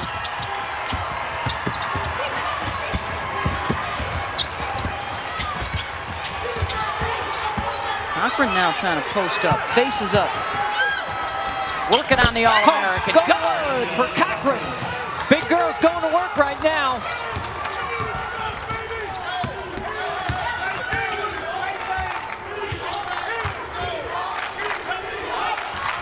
.7 boards for the freshman. Back to Cunane. Immediately doubled. Perez will try and open things up with the 3. No. Boyd swooping in for the stick back. Jada Boyd doing her thing. That's what she does well for NC State. Explosive around the offensive boards. Evans got it. Making plays at both ends. Under 5 minutes to go for the ACC championship. Dana Evans is 4 for her last 7. Throw the double at Perez. Reina handles it. Now Cunane, space. You let her get to that left shoulder and that half hook. So skilled at 6'5". NC State 4 out, 1 in. That's what they do. They're doing a good job of spacing the floor around Cunane. Evans running the baseline to receive. Two-man game with Cochran. Evans keeping the dribble alive. Tried to thread the needle and it's picked off. Crutchfield, 1-on-3, will take it herself. In and out. Second chance, third chance. Kayla Jones.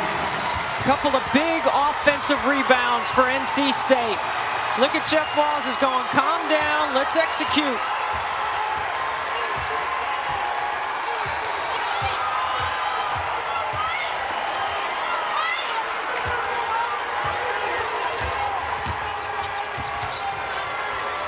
Flare screen for Smith. Chance here for NC State to take the lead. Boyd. Oh, she walked. I mean, Jada Boyd doesn't typically put it on the floor from that far away from the basket. You got to go to what's working.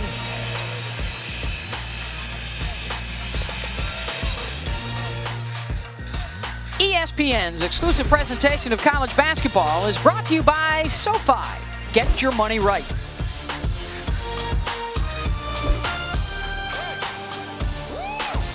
Stars are shining when it matters the most in the ACC championship game. Cunane and Evans big in the second half. Both sides shooting 50% here in the fourth quarter. A 1-point Louisville lead for the ACC championship. 3:23 to go. Can Dana Evans secure her second ACC crown? Can Alyssa Cunane go back-to-back with NC State? And for the Wolfpack, can they win this and then root for Georgia to beat South Carolina in the SEC final and perhaps grab a 1 seed for the NCAA tournament? Gamecocks and Dogs coming up next. And then Stanford, UCLA in primetime tonight in the Pac-12 championship. Beth Mowens, Debbie Antonelli, Holly Rowe with you. There's Mikasa Robinson off the mark. Good D by the Wolfpack coming out of that ATO. You got to guard the ball, Beth.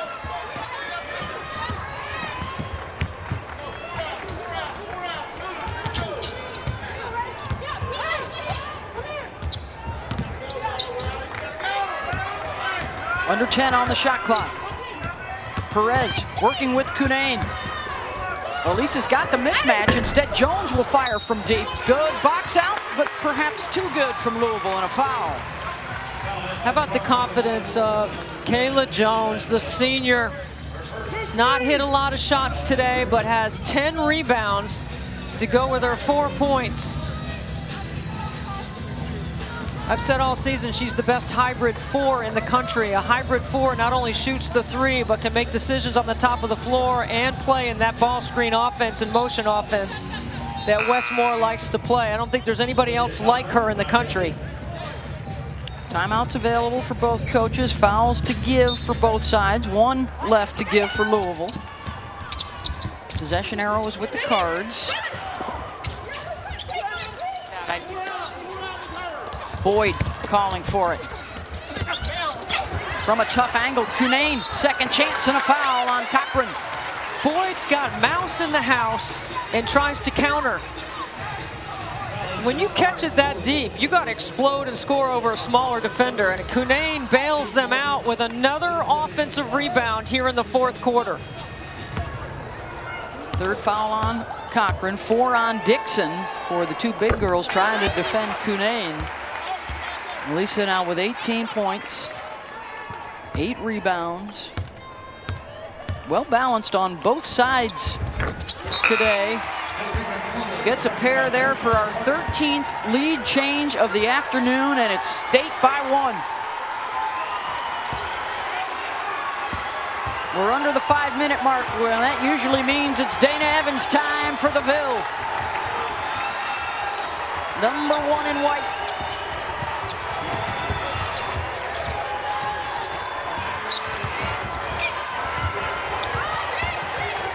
Evans can go either way with it. Yeah, that horn set has been dangerous for NC State with Evans with the ball. Waving to the bucket. That's why. 15 for Dana. Louisville back on top. Under 2 minutes to go.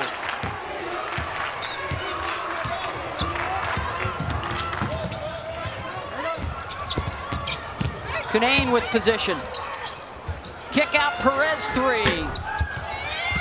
Kono with a great box out, and that allows Van Lith to go get it. That's the detail I'm talking about, Beth. That's where you know you've got good habits. When the game's on the line, you can make those plays. That detail. Ball in the lead for the Cardinals. Here we go again with Dana. I don't know if there's another player in the country who has confidence at this point in the game more than Dana Evans. Well, Cochran couldn't handle it, and it goes back to State. And another look at a lead. 1 minute to go. 1 minute remaining.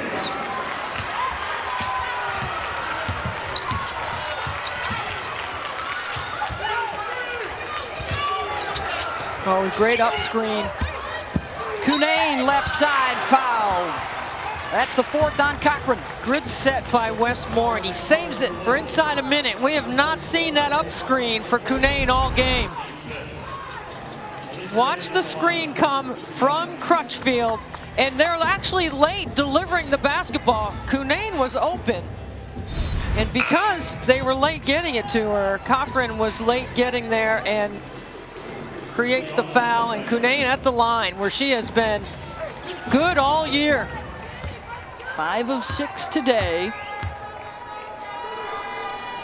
Ties it.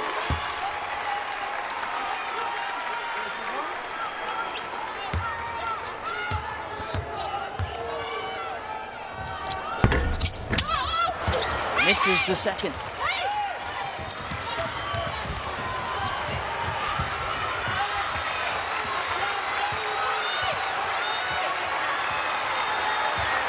Crutchfield on Evans. NC State only 1 team foul. Dana, no good. Rebound, Cunane. Shot clock is off for NC State. Westmore doesn't need to burn a timeout either. You don't want Louisville to change their defense.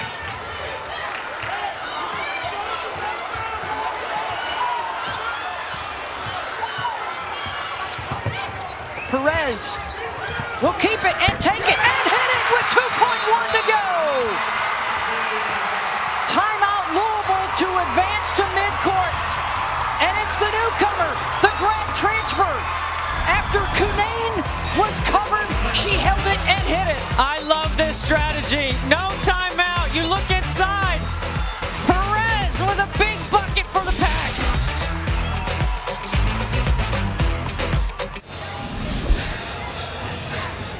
When the first option isn't there, Debbie, you better be ready if you're plan B. I mean, this is a terrific play. I talked about offensive maturity. NC State doesn't need to call timeout to set up a play. You don't want Louisville to change their defense. You want to try to score as quickly as you can or as little time on the clock. And NC State's got fouls to give here, so keep an eye on that. They only have 1 team foul with 2.1 on the clock. We talked earlier about Dana Evans and her chance last year and the miss late. Will she get another opportunity, or will NC State be able to eat away at this clock with their fouls to give? If you make them catch the ball away from the basket, and if you can put it on the floor and foul, if I'm Jeff Walls, I'm trying to make a direct pass into the scoring area so NC State can't foul. 2 to tie. Van Lith, pass broken up, out of bounds. It will stay with Louisville. 1 second to go. Timeout Cardinals. I love the play call. What a great defensive stance by NC State.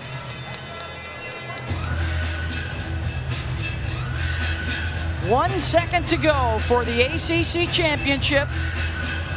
And what a way to start our championship Sunday. SEC final is coming up next. Pac-12 championship later tonight. Next weekend, we got Big 10 and Big 12.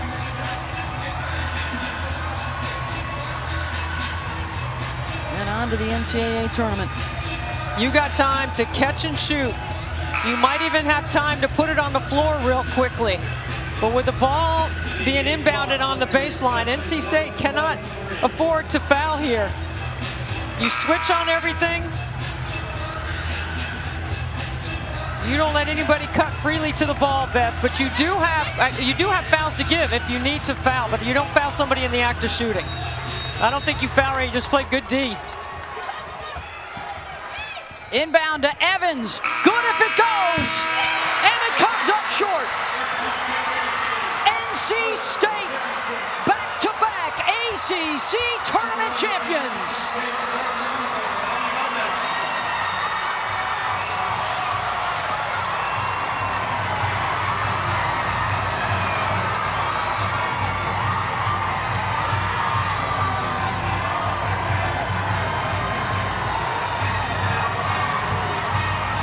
Last year they won it with MVP point guard Ace Koenig. Her grad student replacement wins it for the Pac this year in the waning seconds. 58-56, State over Louisville. And still alive with a crack at a #1 seed in the NCAA tournament. Don't forget, for more coverage, you can head over to ACC Network postgame, and we'll have more from Greensboro Coliseum.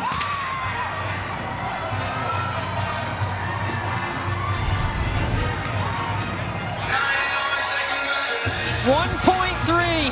You go to your closer. Kai Crutchfield does a great job contesting. And Louisville comes up short. Back-to-back ACC championships for NC State.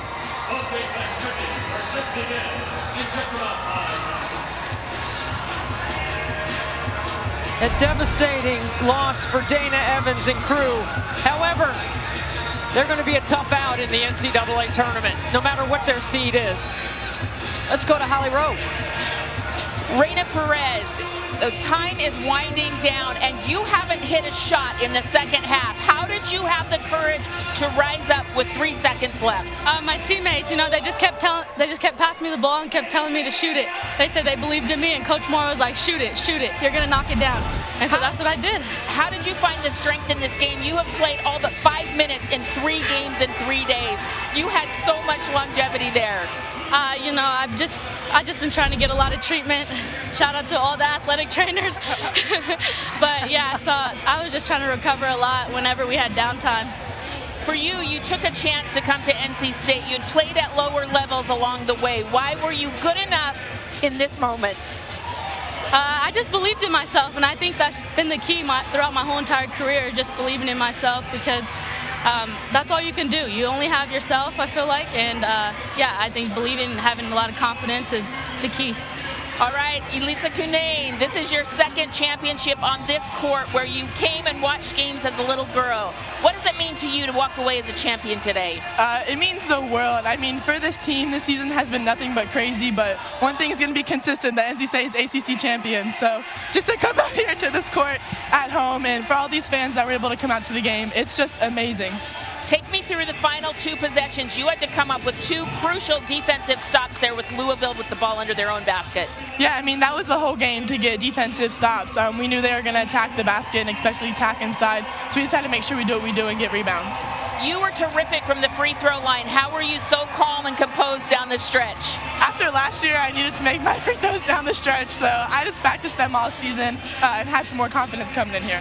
I know some of this is political, but what would you say is the case for NC State as a #1 seed in the country? Hey, I mean, we're ACC champions. What else is there to say? Whatever seed we're going to be, we're going to go out there and dominate like we did today. Well, thank you both. Terrific tournament from you both, and I'm not sure if your balloon's big enough, but congratulations. Thank you, Holly. Good to see you. NC State 58-56. And for the second year in a row, they celebrate here at the Greensboro Coliseum. And now we'll await to see the results from around the rest of the country. As Holly referenced, still a chance at a #1 seed now in the NCAA tournament. And what a way to start the day in the first of our triple header. Let's go to Holly. Well, Coach, you talked all day about how good your defense had been. Tell me what you drew up for those final 2 defensive possessions, because they worked. You know what? He almost got me on my own play that he ran in USA basketball. He almost got us on that lob on the backside. Raina Perez did a great job of taking that away. Of course, what a big shot Raina hit down here to take the lead. But yeah, it was a grinder. Both teams, you've played each other, you know each other so well. We probably set the game back a little bit because it was so low scoring, but proud of the way we defended and rebounded and hung in there again. We dug ourselves a hole, and this team just doesn't quit. They're going to keep coming at you, and really proud of them. Coach, the clock is winding down there. You're trailing in that moment, and Raina Perez, a kid that's new to your program, she takes the shot. What went through your mind as she's taking it? I felt pretty good about it. Raina averaged about 20 points a game a year ago. I got a lot of confidence in her ability to knock down shots, and I keep saying it, she's been such a blessing. I don't know where we'd be without her. She's done just such an awesome job. It looks like she's been here for 4 years, and today it paid off. You guys are the first game of this championship Sunday. Coach, how does this team make a case for themselves today to be one of the top seeds in the tournament? Well, we've done all we can do, So again, I'm not real worried about it. To me, it's pretty much just a matter of you're going to if you do meet the other team, you're going to wear dark and they're going to wear white. Hey, we're doing pretty well in black, so I don't mind that at all. So it doesn't matter. But I think these kids, we're kind of new to this national party, and so I understand people may not believe it yet, but back-to-back ACC champions. That's pretty tough. Well, we appreciate your time, Westmore. Back-to-back in black. I think it's got a good ring to it. You go celebrate with your team. Thanks, Holly. Thanks to all these NC State fans. Holly Rowe with the T-shirt. Get the patent on that. Get the trademark. And they have crashed the party again on the national scene. They will give something the selection committee to think about. With 2 road wins this year against #1 ranked opponents. They got Louisville and South Carolina in the regular season. And now they win the ACC tournament championship. Trophy hoisted for Westmore. 6th in NC State's history, Debbie. Impressive, a solid team, a team effort. And in this especially challenging COVID year, it's great to see anybody cut down the nets, Beth. But this is a tough NC State team. Do they deserve to be a #1? Yes, they do. Will they? That's up to the committee. They've already done the work. They've done their job. I don't think anybody wants to see them on their side of the bracket. South Carolina now on deck, set to make its case that they are worthy of a #1 seed. They will take on Georgia in our SEC championship game coming up shortly. But it is 58-56, NC State over Louisville. Well, Westmore called a great game all game, and this time not calling the timeout, trusting the offensive maturity of his team. Perez with an elbow jumper. And then the defensive play on the other end. NC State with a 2-point win to go back-to-back ACC tournament champions. And a point of reference, Beth, NC State, because of winning percentage, had 2 losses. Louisville had 2 losses. NC State won the head-to-head. But because of winning percentage, Louisville had the 1 seed. So really, NC State could be considered a champion as well in the regular season. 58-56, NC State a winner over Louisville. Coming up next, it's the SEC championship game, Georgia and South Carolina. For Holly Rowe and Debbie Antonelli, I'm Beth Mullins. Let's get you back to the studio with Ashley, Rebecca, and Coach Landers. All right, Rebecca Lobo, Andy Landers, I'm Ashley Brewer. What a game we saw right there in the ACC championship game. 58-56, NC State winning that ACC championship game. I mean, we were like, can we have overtime? Because we're not ready for this to be over. But just an incredible performance and so much toughness by NC State. Yeah, what a terrific game that was to watch. And that's one thing I've noticed from NC State all season long is their toughness, in particular their fourth quarter toughness. 4 times this season they've entered the fourth quarter trailing, and all 4 times they have been able to come back and win. Against Boston College in Boston early in the season, against Virginia Tech in their last game in the semifinals of the ACC tournament against Georgia Tech. They were down 5 entering the fourth quarter, and then again here today. They make big plays. They make tough plays. They finish with contact. They got to the offensive glass in that fourth quarter as well. We've seen it all season long with NC State. Of course, we see their toughness on the defensive end of the floor, but in particular, in fourth quarter big moments, they have been able to shine. And someone who shined today, Alyssa Cunane, putting up 20 points. She was the difference for NC State. Coach, what do you think about what she just did today in that ACC championship? Well, I think she's just an outstanding player, and she has such a presence in a game. You could see that Louisville wanted to stop her, but it's very difficult to do because NC State is such a balanced team on the offensive end of the floor. Cunane inside just has such a positive presence. At 6'5", she does her work to make herself available to receive the basketball, and then when she gets it, yeah, she can score. She can finish. She can run the pick and roll. She's an excellent rebounder, efficient, a high percentage shooter. But the thing I think that gets overlooked oftentimes with Cunane is how good a passer she is. You know, when the offense goes around an inside player, you know they're going to get doubled, they're going to get tripled. It's important that they be able to play out of those situations. She does that beautifully and sets her teammates up for success in the process. Yeah, just an incredible finish right there.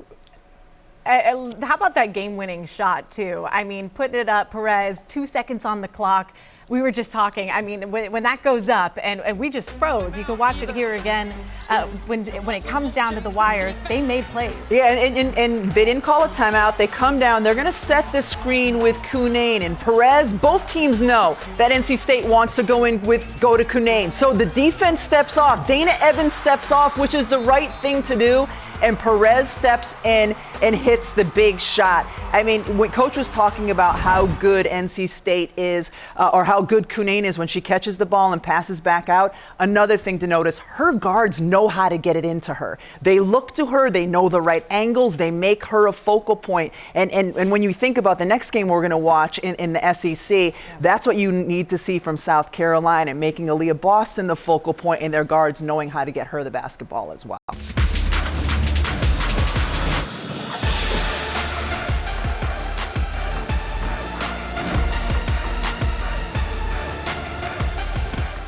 Welcome into Nothing But Net. You cannot get a better championship game than this. It comes down to the final play. The 2-time ACC Player of the Year, Dana Evans, with the chance to win it. And NC State hangs on to win their 6th ACC tournament championship. The first time in program history they have won back-to-back ACC tournament titles. An incredible game there from NC State and Louisville. As you take a look, final score there between those two teams, 58-56. Alyssa Cunane nearly had a double-double. Incredible performance from her.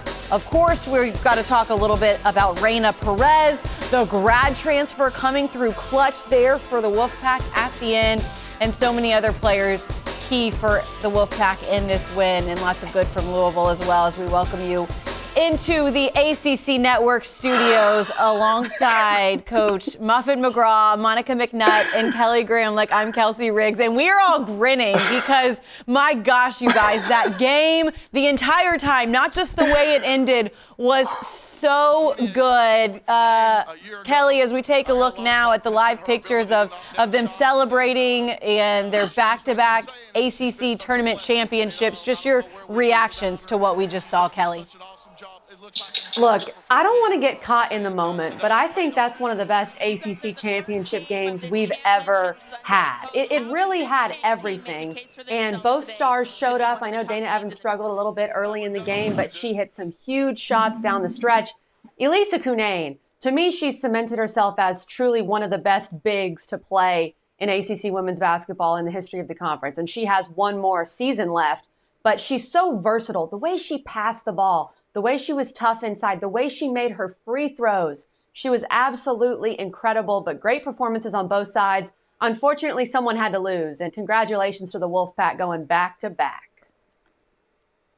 Your heart definitely breaks when you see that final shot after Dana misses the three that would have potentially won the ball game. But I know we've talked endlessly about the balance of this NC State team. I think you have to talk next to that, the poise. They never seemed rattled. Even when there were a few back-to-back questionable decisions, they remained poised and true to themselves. Alyssa uncharacteristically misses a free throw that would have given them the lead. There's no sweat. There's no panic. And I think all of that was embodied by that shot that Raina Perez hit that was ultimately the game winner. It was, and that's what you expect from a veteran team, that they are going to be poised. They've been in this situation before. They've beaten the two number ones, but what a game. Kelly, you're absolutely right. I don't think I've ever seen as good a game as that. Third game in 3 days. They were just gritting it out, and what a phenomenal accomplishment for NC State. But for Dana Evans, the game did not come down to that last shot, and that's the problem when you lose by one. You look back and everybody sees that one thing that they could have done a little bit differently, but credit NC State and their poise down the stretch. And, Coach, we'll hear from Raina Perez in just a little while, but can we talk about that shot with 2 seconds left? I mean, she hadn't scored in the second half. She finishes with 9 points, and she didn't even think she didn't want the shot, but then all of a sudden she had it, took it, and she sinks it, Coach. You know, I'll tell you, she shot a three just a couple of possessions before that, and I was like, no, get the ball to Cunane. That was such a bad shot. You're going to lose the game because of that shot. But then at the end, you can see she wanted to throw it to Cunane, and she was very intelligent about getting the ball back, seeing that she was covered, and then took the shot. But if you watch, I mean, Jakia Brown-Turner brought her man right into the play. But what an amazing shot. Coach, you always coaching, which we love. You know, I think the mental toughness from NC State is what really stood out to me, and the mental toughness from Raina Perez. Coach, to your point, she missed 5 or 6 threes in the game, some looks that really would have opened the game up for NC State. They needed to make some threes to open up the floor for Cunane, but mentally, she was still completely in it. When the defense went away from her, left her wide open for a shot, I heard that she said, Coach Moore said, shoot it. And, of course, Raina Perez knocked it down. So the mental toughness is really what stands out to me from the grad transfer point guard. She was 1 of 7 from 3, 3 of 9 from the field, finished with 9 points, and 2 of them were probably 2 of the most important points of the game right there at the end. Holly Rowe caught up with Raina Perez after the win. Raina Perez, the time is winding down, and you haven't hit a shot in the second half. How did you have the courage to rise up with 3 seconds left? My teammates, you know, they just kept passing me the ball and kept telling me to shoot it. They said they believed in me, and Coach Moore was like, shoot it, you're gonna knock it down. And so that's what I did. How did you find the strength in this game? You have played all but 5 minutes in 3 games in 3 days. You had so much longevity there. You know, I've just been trying to get a lot of treatment. Shout out to all the athletic trainers. But yeah, so I was just trying to recover a lot whenever we had downtime. For you, you took a chance to come to NC State. You'd played at lower levels along the way. Why were you good enough in this moment? I just believed in myself, and I think that's been the key throughout my whole entire career, just believing in myself, because that's all you can do. You only have yourself, I feel like, and yeah, I think believing and having a lot of confidence is the key. Good stuff there from Raina Perez with Holly Rowe as you take a look at NC State Wolfpack this season. 3 wins versus AP top 5 teams. That is the most in NC State history. And, you know, we'll talk more about it later. I know right now we're focused on them winning the ACC tournament, but you've got to also think about the NCAA tournament and what's on the line down the road. Potentially a number 1 seed for NC State. Monica, right now the committee had them 5th overall, so they were just 1 spot out. The SEC championship game about to start right now. A lot on the line as South Carolina plays in that, but Texas A&M has already lost, Monica, and they were a 1 seed as well. When you think big picture with NC State, seeing the teams they've knocked off this year, I mean, I know you've got to certainly be very impressed. Listen, everybody listen real close. Go ahead. NC State should have been a 1 seed in the first 16 reveal. They've knocked off 2 AP number 1s on the road. They have won the ACC tournament now. Texas A&M lost, and if you want to go head to head, they beat South Carolina. What are we talking about? Like, I don't get this at all. Mon, you're preaching. And I don't remember a time when the ACC champ was not a number 1 seed, and they certainly deserve it. Take Texas A&M out, take South Carolina out if they lose, but let's all just cheer for Georgia and make it easy for the committee. Well, you know, that works.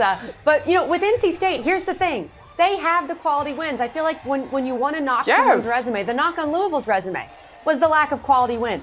NC State beat South Carolina. They beat Louisville twice. What else can they do? They should be a number 1 seed. There is no doubt in my mind. And if they aren't, I'm going to send Monica on them because Monica's mad about it just like me. Monica and I will talk to whoever we need to talk to, okay? Come on, Kelly. Let me take my earrings out. Who do we need to find, Kelly? Because they got to do something about this. Like, I'm ready. I'll take them out. And you guys, another thing, you know, we're talking about some of those other teams that are top seeds. NC State, Monica, as you mentioned, 2 wins over number 1 programs. Both of those were on the road. They're the first team to do that and first team to knock off 2 number 1s in the regular season as well, not including what they could potentially do in the postseason. And then Texas A&M, they're a team that is obviously a very good team. They have 9 wins over top 25 programs, but NC State, Kelly, has them over top 5 programs.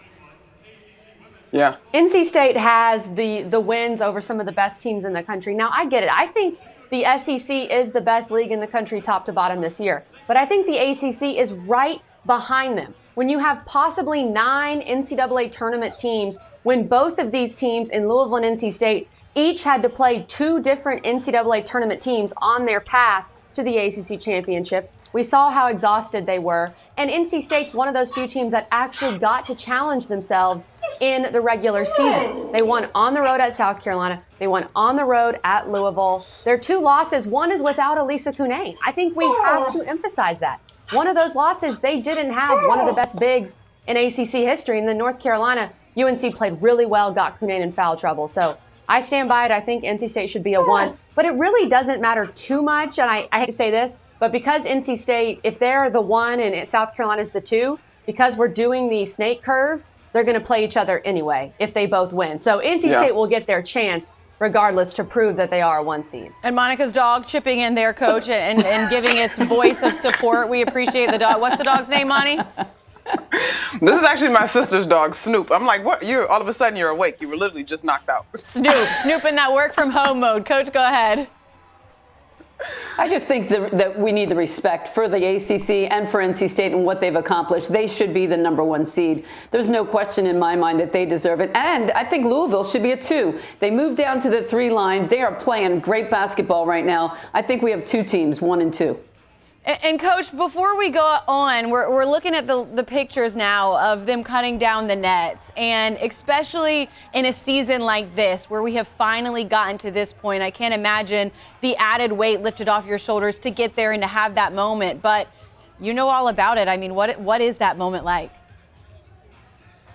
It's just so rewarding, and you finally have a chance to really just enjoy it. You know, you don't have anything that you know is coming up. You have a week off before the bids come out, so you can really just celebrate with your team, enjoy the moment, talk about some things, give them some time off. They are probably desperately ready for a nice rest, but it's such a great moment, and it's great to share it with your team. It's certainly exciting to be a part of and watch it as well. Let's take a look now at how it all went down.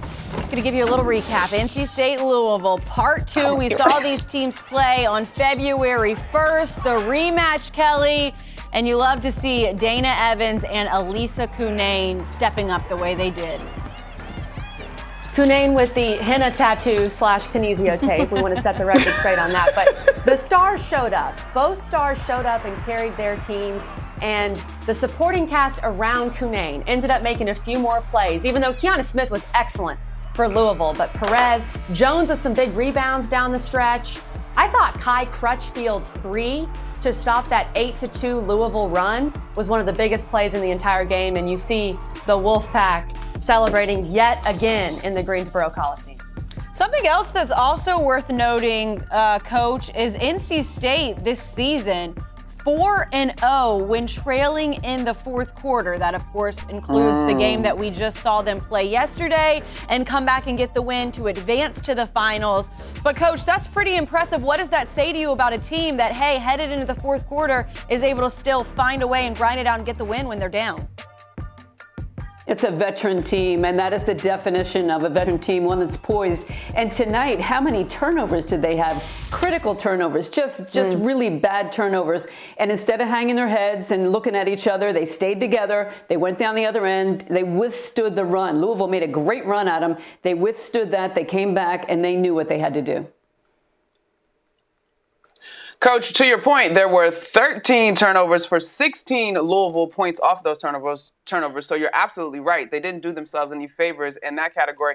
But I actually think that as much as we were concerned about the depth, I think Camille Hobby actually allowed Alyssa to spare some time in that third quarter so that she could come in energized in the fourth. And I just think they played their roles so well as a team. I mean, yes, Louisville had more bodies on the floor, but I think when you look at actual production of the time on the floor, North Carolina State's depth was less of a problem than I thought it might be.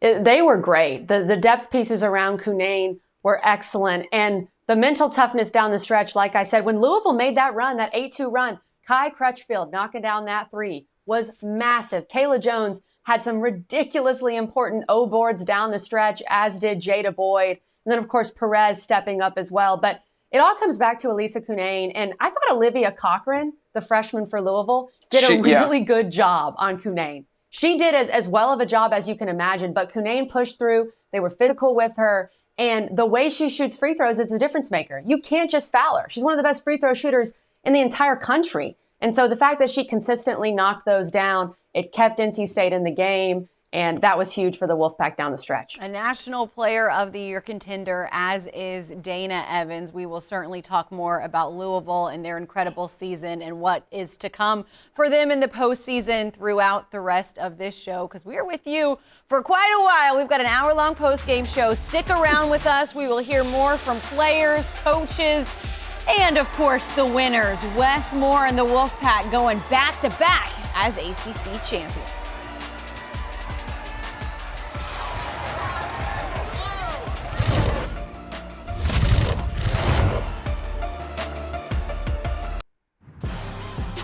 Well, NC State is the ACC champion. Again, back-to-back years, their 6th ACC tournament title. And for more on them and everything ACC championship, go to the Tournament Hub for everything you need to know about the tournament, exclusive Chalk Talks, highlights, games, prizes, accessible from the ACC mobile app or the ACCChampHub.com. They took down Louisville to get the win.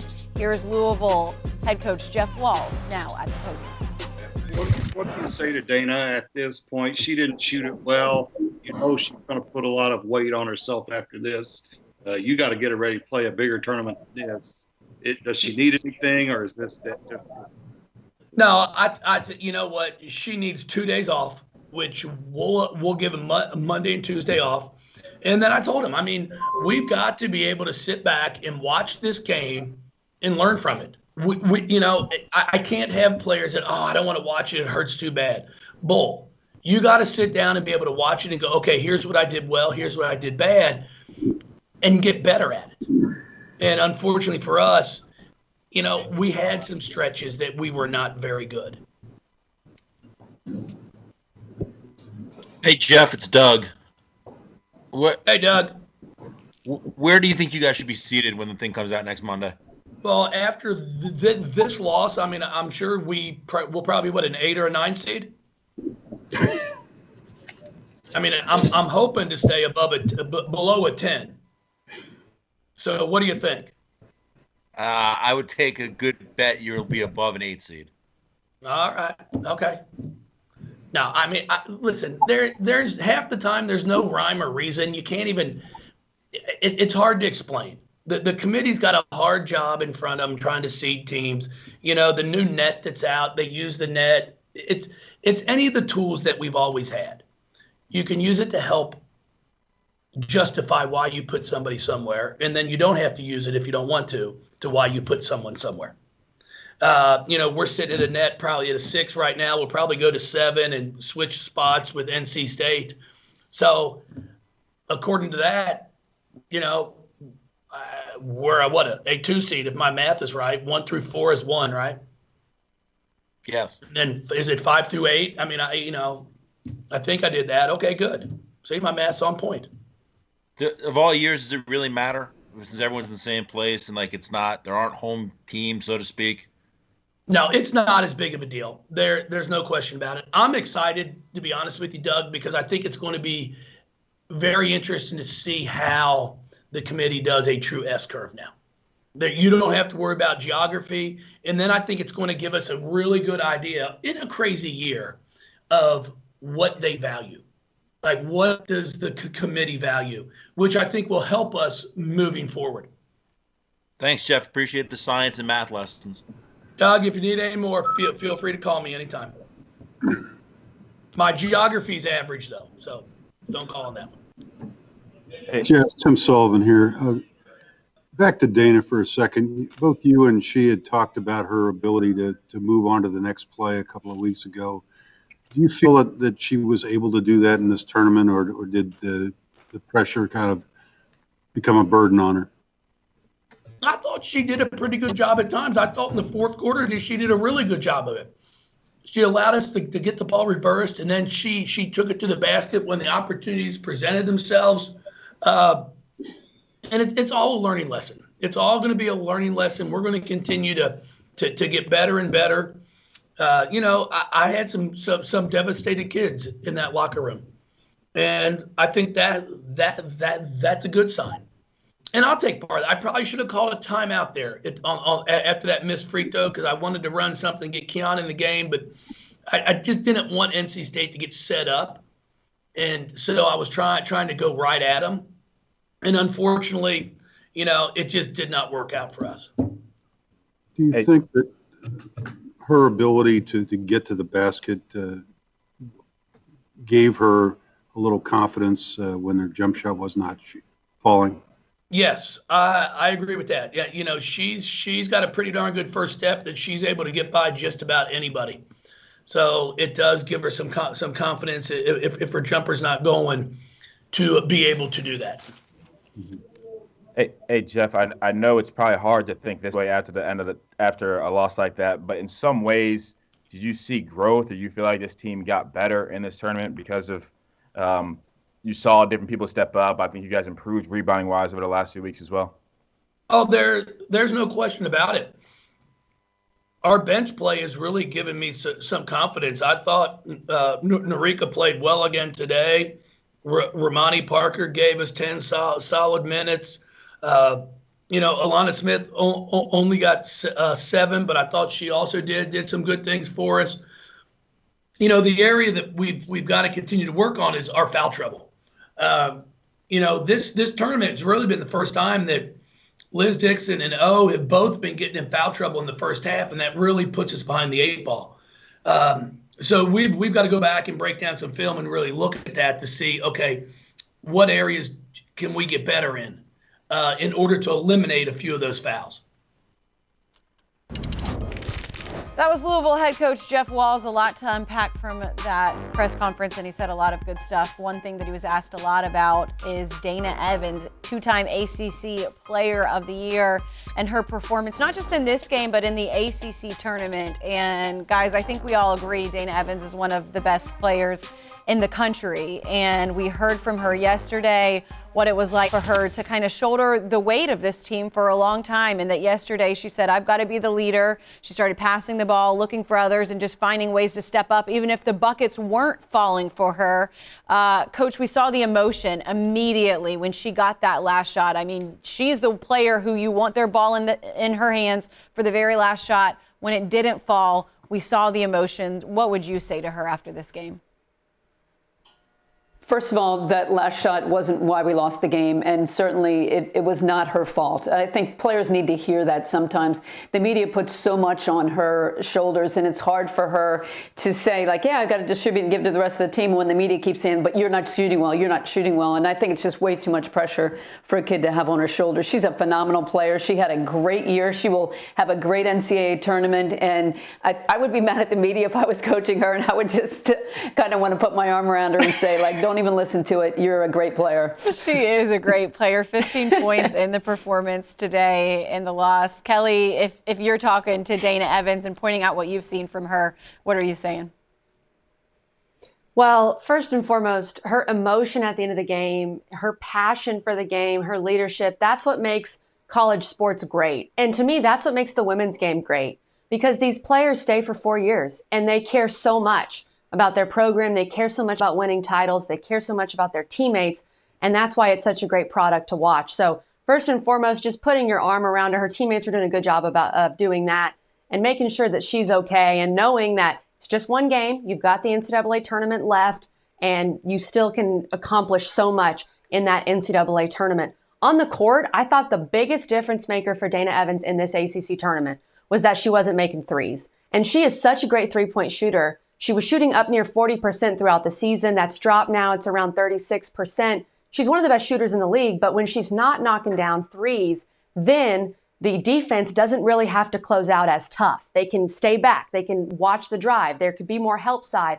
And I thought when she wasn't hitting threes, the defense didn't have to respect her three-point shot as much overall as well for Louisville in general. And that was a difference maker. So just getting in the gym, getting her confidence back up, I expect her to be ready to knock down some threes in the NCAA tournament. That's a great point there. Kelly was just 1 of 6 from 3 today. Monica, if you're her teammates and you see the emotion from Dana that you saw right at the end of the game, you know she came back for games like this and for the NCAA tournament.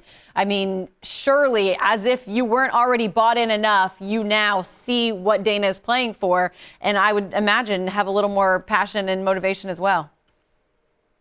Yeah, but I mean, also, if you needed to see that to get there, then we have an issue, because she's been very clear on what her goals are the entire season, and she's absolutely walked in the shoes of a servant leader in terms of setting the example. And again, I do believe her when she said after the semifinal game that it was about getting her teammates involved. And today, when it mattered most, she stepped up and gave us vintage Dana outside of struggling from behind the arc. And so you can just see how much she has poured into this game, into this program. If I'm her teammate, I'm echoing coach's sentiments. Dana, that's not all on you. It shouldn't have come down to that last shot anyway. If I was actually in the game, I'm pointing to a specific turnover or shot that I missed so that she knows I am in this with you and this is a team effort. Now also, we got about 24 hours to get over this, and then we're moving on to the bigger goal, because this can't be something that stops the task at hand. I love what Coach said. 2 days off, and then we're going to watch this, and we're going to learn from it, and we're going to grow from it, and it's going to be painful, but we do need to watch this back because it'll make us better in the end. Dana Evans, 2-time ACC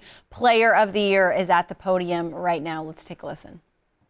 Hey, Dana, Cameron with the Courier-Journal. Obviously a tough loss for you all, but you seem to get yourself going there in that second half. What did you think worked for you to kind of get into a little bit of rhythm when you struggled in that first half?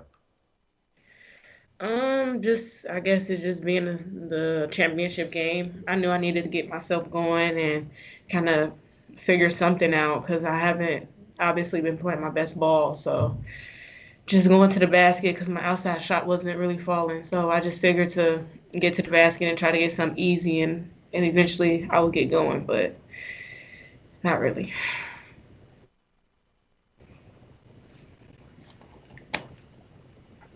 Hey, Dana, Tyler Griever from WHS 11. You guys seem to make some strides defensively this game. I think 58 points for NC State's the second lowest mark they've had all year. Where do you feel like you all improved on that end since the last time you played them? I think we took the scouting report and actually executed it the way Coach Purcell drew it up for us. We followed the scouting report. We did a lot better with rebounding and boxing out, except for a few times towards the end. But collectively, I think we did a great job on every player. I think they made tough shots down the stretch, but we did exactly what we were asked to do.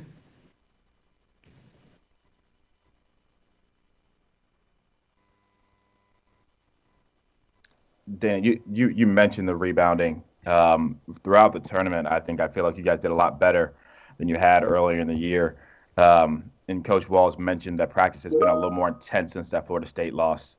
How much confidence does that give you going into the NCAA tournament, knowing that you guys are rebounding better than you probably have been all year? I definitely think those practices made us tougher. I think we kind of found out how we can really guard the ball and how we can rebound and go and transition. I think we can get easier layups, take some pressure off the half court offense, getting easy layups. So us just realizing that once a guard gets the rebound, we can get out and go. But I think the practices have definitely helped us, made us tougher, and I feel like we've been playing better since. Dana, Tim Sullivan, Courier. A couple weeks ago, you were talking about how you've been able to learn to move on to the next play. The way this tournament went, was that hard for you? You feel mounting pressure as the shots went falling? I'm sorry, I can't hear you. Let me try again. Can you hear me now? Yeah. Okay. You talked about your ability to move on to the next play a couple weeks ago. When the shots weren't falling as this tournament went along, was that difficult? And did you find yourself facing that pressure? I would say I didn't do the best that I could with bouncing back and kind of letting that last play go, but I mean, it's basketball, so I tried to kind of get a rhythm, a flow. I couldn't get in the flow at all. Anything about the shooting background here bother you? Or? About the shooting? The shooting background. I mean, anything about this particular arena? No, I just didn't play my best ball. Anything else for Dana? Yeah, Dana, I know this one stings, and then Jeff said obviously. All right, that was Dana Evans after Louisville's loss to NC State. First of all, shout out to Dana Evans, because it's not easy to sit there and answer all those questions when you just lost in that moment what feels like the biggest For game. sure. Second of all, shout out to the reporters that didn't realize that they were going to be on ACC Network today. And they're not just their questions, but also their faces. Hello to all of you. Thank you for joining the show. Yes. Kelly. You look great. Kelly, I know we love to talk about shooters and we love to talk about Dana Evans. And she was just asked about having a short-term memory and trying to get over the last shot not falling and move on. How tough is that? We heard it a little bit in her response. Oh, it's tough, and it's bringing back some memories just as a shooter. You know, it's so much of it is mental. I think Coach McGraw said on a couple shows ago that 90% of basketball is mental. Well, I would say, 95% of shooting, maybe even more, is mental. And we just kind of assume Dana Evans, she's not going to struggle mentally. She's Dana Evans, but it happens to all of us. And I think when some of her shots didn't fall early, especially from three-point land, that affected her. But the fact that she was able to push through and still nearly win the game for her team was incredibly impressive. And answering those questions post-game, look, so much respect for Dana doing that, because that would be incredibly difficult to do. You saw the emotion, you saw the passion, you saw how disappointed she was, and just super classy from Dana to sit there, take those questions and answer them as best as she could. Coach, the last time that we saw these two teams play back in February, Dana Evans had 29 points. Nobody else scored in double figures. Throughout the ACC tournament, we've seen this Louisville team kind of have a more balanced attack, and that was something that Jeff Walls talked about in their bench and what he's seen from them. How good does that make you feel about Louisville outside of Dana Evans, that they do feel like a more balanced team right now? Well, they did have a little more balance, but they still don't know who it's going to be every game. And I think that's what NC State had. The players knew their role. And it's easier when you're only playing 7 people. Everybody has a pretty designed role. But for Louisville, they're bringing different people off the bench, and they're trying to get them into the flow of the game. And for me, I think it's a reason why Dane Evans should be Player of the Year. What other team relies so much on one player and doesn't have the supporting cast that every other candidate for Player of the Year has? So I just think that leadership lessons that she just showed us in that press conference of accountability, everything seemed to be her fault. And I love that she's taking that accountability and taking that on as the leader of that team.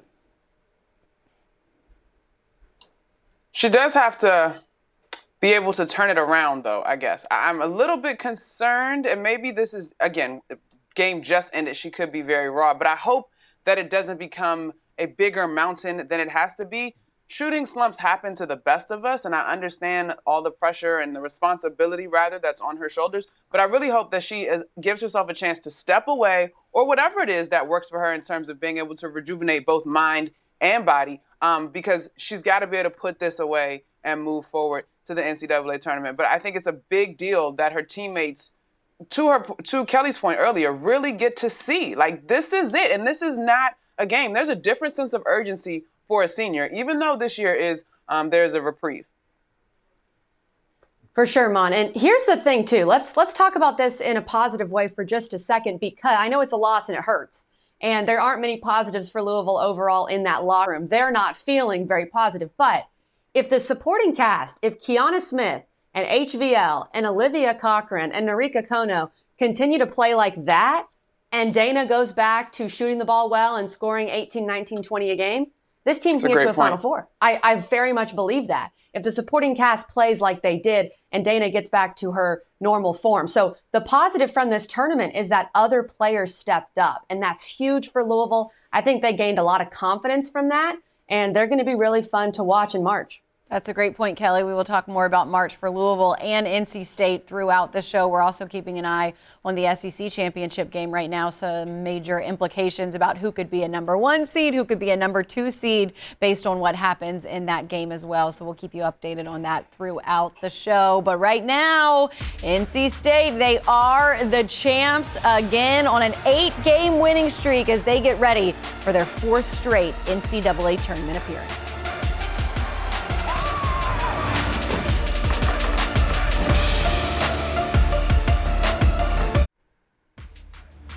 Welcome back into Nothing But Net, the ACC Championship post-game show. As you see, NC State, the Wolfpack, cutting down the nets for the 2nd straight year. First time in school history they have won back-to-back ACC tournament championships. They've got 6 in all, and Elisa Cunane has 2 of them with the Wolfpack last year and this year. She caught up with Holly Rowe after the win. All right, Elisa Cunane, this is your 2nd championship on this court where you came and watched games as a little girl. What does it mean to you to walk away as a champion today? It means the world. I mean, for this team, this season has been nothing but crazy, but one thing is going to be consistent, that NC State is ACC champion. So just to come out here to this court at home, and for all these fans that were able to come out to the game, it's just amazing. Take me through the final 2 possessions. You had to come up with 2 crucial defensive stops there with Louisville with the ball under their own basket.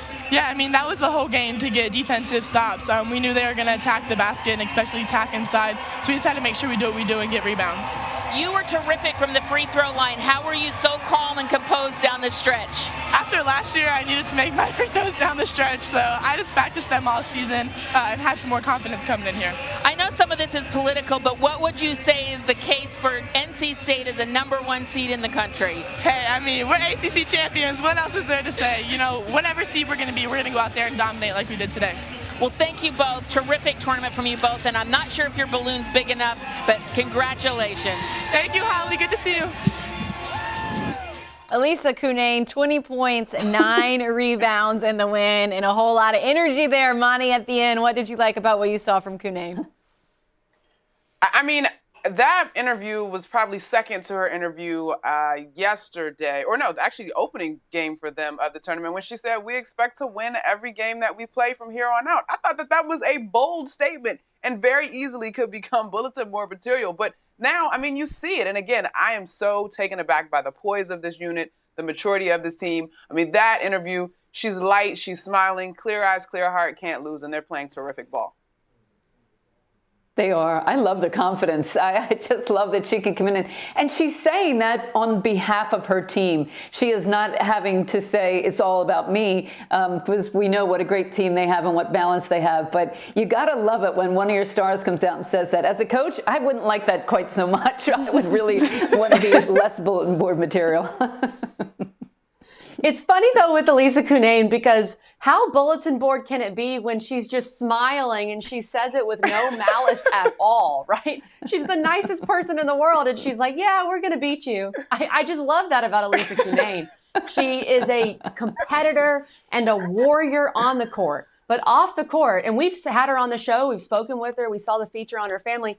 She's probably the nicest person in the entire league. So that's what I love about Cunane, the dichotomy of on the court and off the court. And make no mistake, on the court, Elisa Cunane is an absolute baller. One of the best, if not the best post player in the country. She got the better of Aaliyah Boston the first time around. They might play again in the NCAA tournament, so that's going to be really exciting. We know Boston is an excellent player as well. But I think Cunane just continues to cement her legacy, and it's her versatility that stands out. Free throw shooting, rebounding, the way she passes the ball. Those are things you don't see in just your average post player. She's been incredible in this tournament. Kelly, that's a great point. It doesn't feel like a shot when it's coming from Cunane because she's just smiling. It doesn't feel like bulletin board material because she's not out for blood there, I don't think. You also mentioned Aaliyah Boston right now. Georgia has a 23-17 lead over South Carolina in the SEC championship game. That is at the end of the first quarter, so that's something that we'll keep an eye on because South Carolina right now, according to the committee, is one of those Final Four top #1 seeds. When we talk about Elisa Cunane, Coach, and this game, obviously not just about her, but the opportunity for her to play so close to home and play in a place that means a lot to her. And we got to hear about that throughout the broadcast and with what we've done here on ACC Network. Sometimes those moments become too big, but Coach, it seems like Cunane has just relished it. Well, she really handled it well. And of course, without a lot of people in the stands, it probably was a little bit different for her. She loves going home and playing in front of those people. And she knows that she has such great support there. I'll tell you the thing that impressed me about her today a lot was how she helped break the press. I mean, she was the one when Perez couldn't get it in. She was coming up and handling the ball in the backcourt and just kind of relaxing everybody and telling them to, I'll play the point for a couple of minutes if you need me. I agree, Coach. Not only that, but I thought her passing today, she only clocked technically 3 assists, but she probably should get credit for some hockey assists if we kept track of that stat. But she's done such a tremendous job of passing the ball out of the double teams. But I also will say, as we prepared to call games during the regular season and had a chance to talk to coaches and players, because of the uniqueness of playing basketball in the pandemic, I think each player talked about understanding, taking advantage of the moment in front of them. And I think Alyssa, she brings that joy. This entire NC State team really grasped that, especially after they dealt with their pause during the regular season. So, I mean, it was really cool to see her do her thing again, so close to home.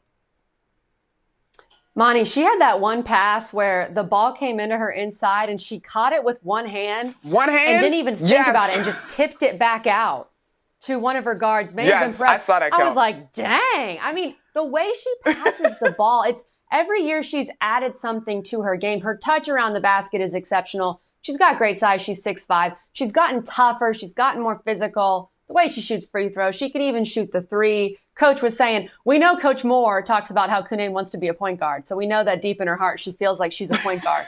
But she did everything for NC State today and definitely a deserving ACC tournament MVP. I mean, as much as we talk about balance today, and Alyssa deserves all of our praise for sure, but when you look at the box, she had 20, and then your next closest would have been Raina Perez with 9. And so I'm not concerned when you look at the box because we followed this team all year long. But today wasn't necessarily their best display of balance, but I thought it was smart basketball. They understood, as Debbie Antonelli said, go to and through Alyssa, and everything else would happen from there. How about the seniors? We talked a lot heading into this game. Kai Crutchfield, Kayla Jones, they had 6 and 4. Kayla Jones also finished with 10 rebounds. And to your point there, Monica, sometimes you contribute in other ways. Yeah, I thought Kayla did a good job of flying around. I thought Jada had a couple of big-time rebounds as well. you have to acknowledge that both of these teams have tremendous basketball players. They're led by terrific basketball coaches. So it wasn't as if anything in particular was going to be easy. But what I did like about what Kayla did in particular is understand, okay, I'm not necessarily killing it offensively today, but I know that I can get to the glass because they're leaving me open because they're sending two bodies to block out Alyssa Kunane. So I think they saw their spots. And that, again, it speaks to the overall maturity. The scoring is not the only way to contribute to winning.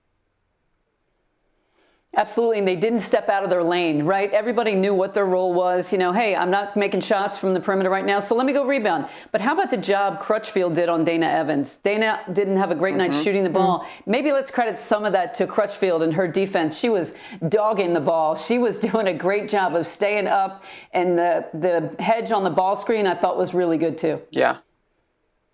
Crutchfield really bothered Dana Evans, and she's such a great defender. And I've said it before, I thought that three that Crutchfield hit to end the Louisville 8-2 run was massive. That was one of the biggest shots of the game for Kai Crutchfield. And then overall, we've given some praise to Wes Moore, as we should, as winning back-to-back ACC tournaments. But the way that he subbed in Camille Hobby for certain spots to get Kunane a little bit of rest. We know Kunane was beat up. We know she was tired. This whole team was tired, but I thought even though NC State doesn't have a lot of depth, he used his bench pieces just a little bit at the right times to make sure Kunane was fresh down the stretch. Kel, that's such a great point. I thought that little stretch of Hobby in the third quarter was big to keep Kunane fresh. I also thought a sneaky moment was after Jada Boyd had, she had a turnover, I think, and maybe a travel, but she had been involved in two sort of empty plays. And then we saw the high-low from Alyssa to Jada to give her first basket of the ball game. Even though Jada only finished the night with 8 points, I thought that was a huge moment and a big-time call because we know what her athleticism does in terms of teams matching up, and it kept her engaged in that game and from getting down on herself. We've talked a lot about so many of the players from this NC State team that contributed, and perhaps no one bigger than Reyna Perez, who joins us right now. Reyna, the clutch shot with 2 seconds left to put your team ahead. Take us through what was going through your head in that moment. Well, initially I was looking for Elisa to pop because that's usually how the play goes, but they had both went with her, and so no one was guarding me. I looked at the basket, it was wide open, and that's when I took the shot.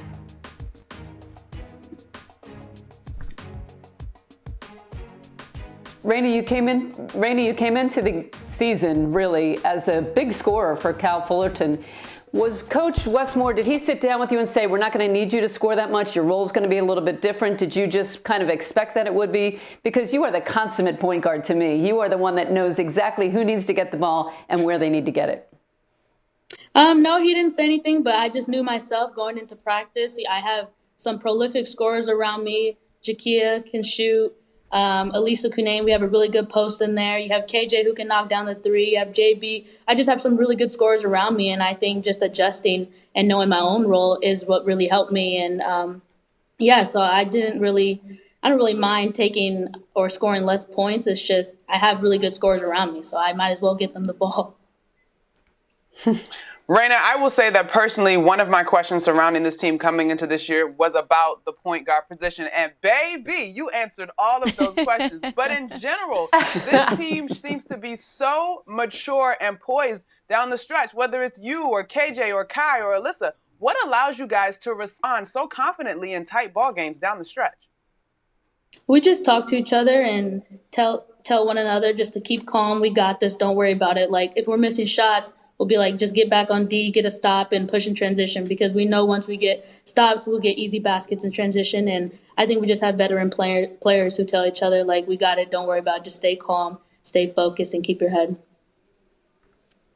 Reyna, you transferred to NC State from out west as a grad transfer. So this is kind of a two-parter for you. I might put you on the spot. If you don't want to answer it, that's okay. Why did you choose NC State? Because obviously you've played a huge role in this team, in this championship. And then you've only been at NC State for 1 year. Do you think possibly you might want to stay for another? Yeah, I'm for sure going to stay for another year. So you guys will see me next year. But I chose NC State because I'm here to play big games. And I want to make a run in the tournament. I hadn't been to the NCAA tournament yet. And so I'm super excited for that. But yeah, I just came here to play big games and see if I can play at this level. I thought in the beginning of the year, you kind of eased your way into things. And then as it came along, you really became the leader on the floor. How long did it take you to, I guess, boss those girls around a little bit as the point guard is supposed to do? I guess just realizing my role. I feel like as a point guard, you have to be the second coach on the floor, and you have to tell your teammates what to do and where to go. And so I think just knowing my role, and I know my teammates are always looking at me like, oh, what play are we running? What are you going to call? And so I think just realizing that I need to take control. And I don't know if there was a specific moment in the year. I think it's just comes with the games.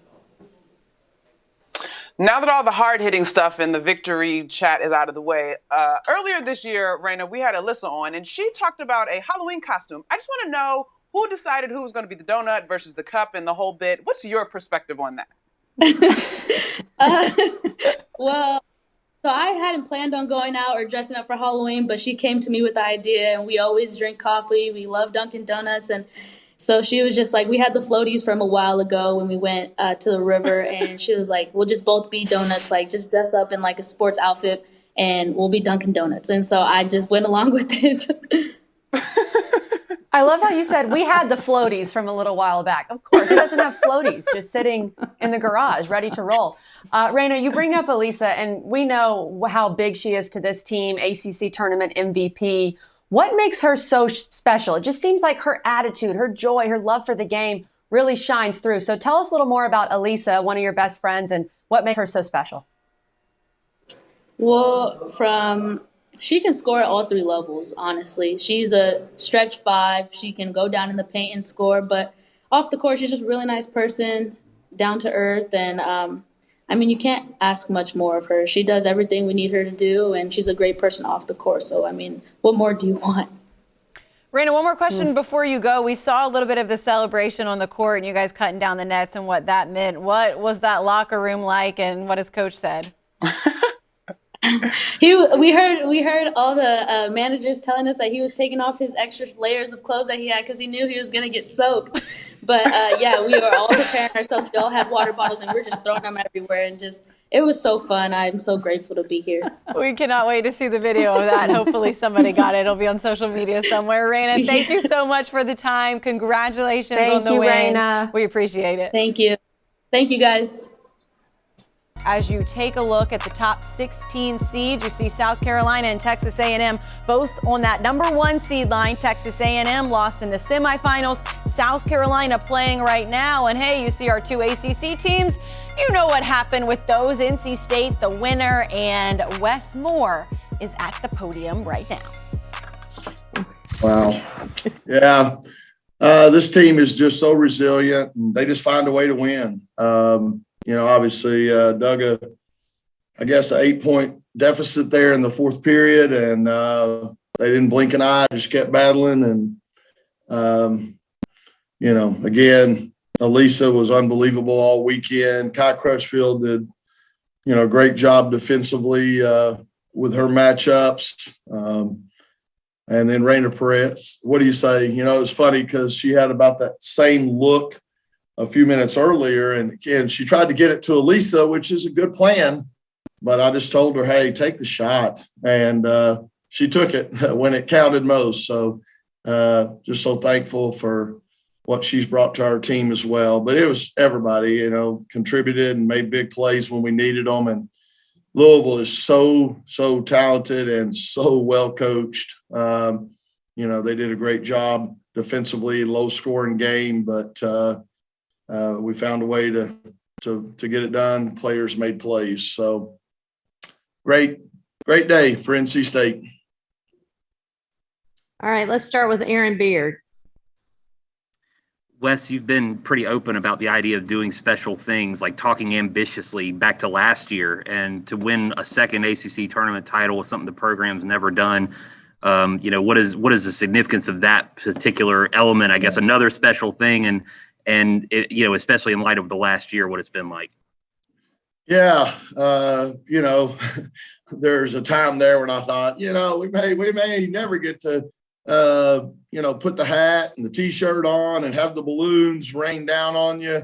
This league is very, very good, and great players, first of all, great coaches, and it's just unbelievable experience. Like I said, for I didn't know if it would ever happen, and now it's happened back to back. So just again, it's all about the players. I learned that a long time ago, and they just when it counted, they made some plays, and it's really great for our program. Obviously, trying to break through in there. I had somebody tell me a few years ago when I first got here, there's a pecking order in women's basketball, and you'll never change that. Well, you're right, I didn't, but we got some players that are trying to change that.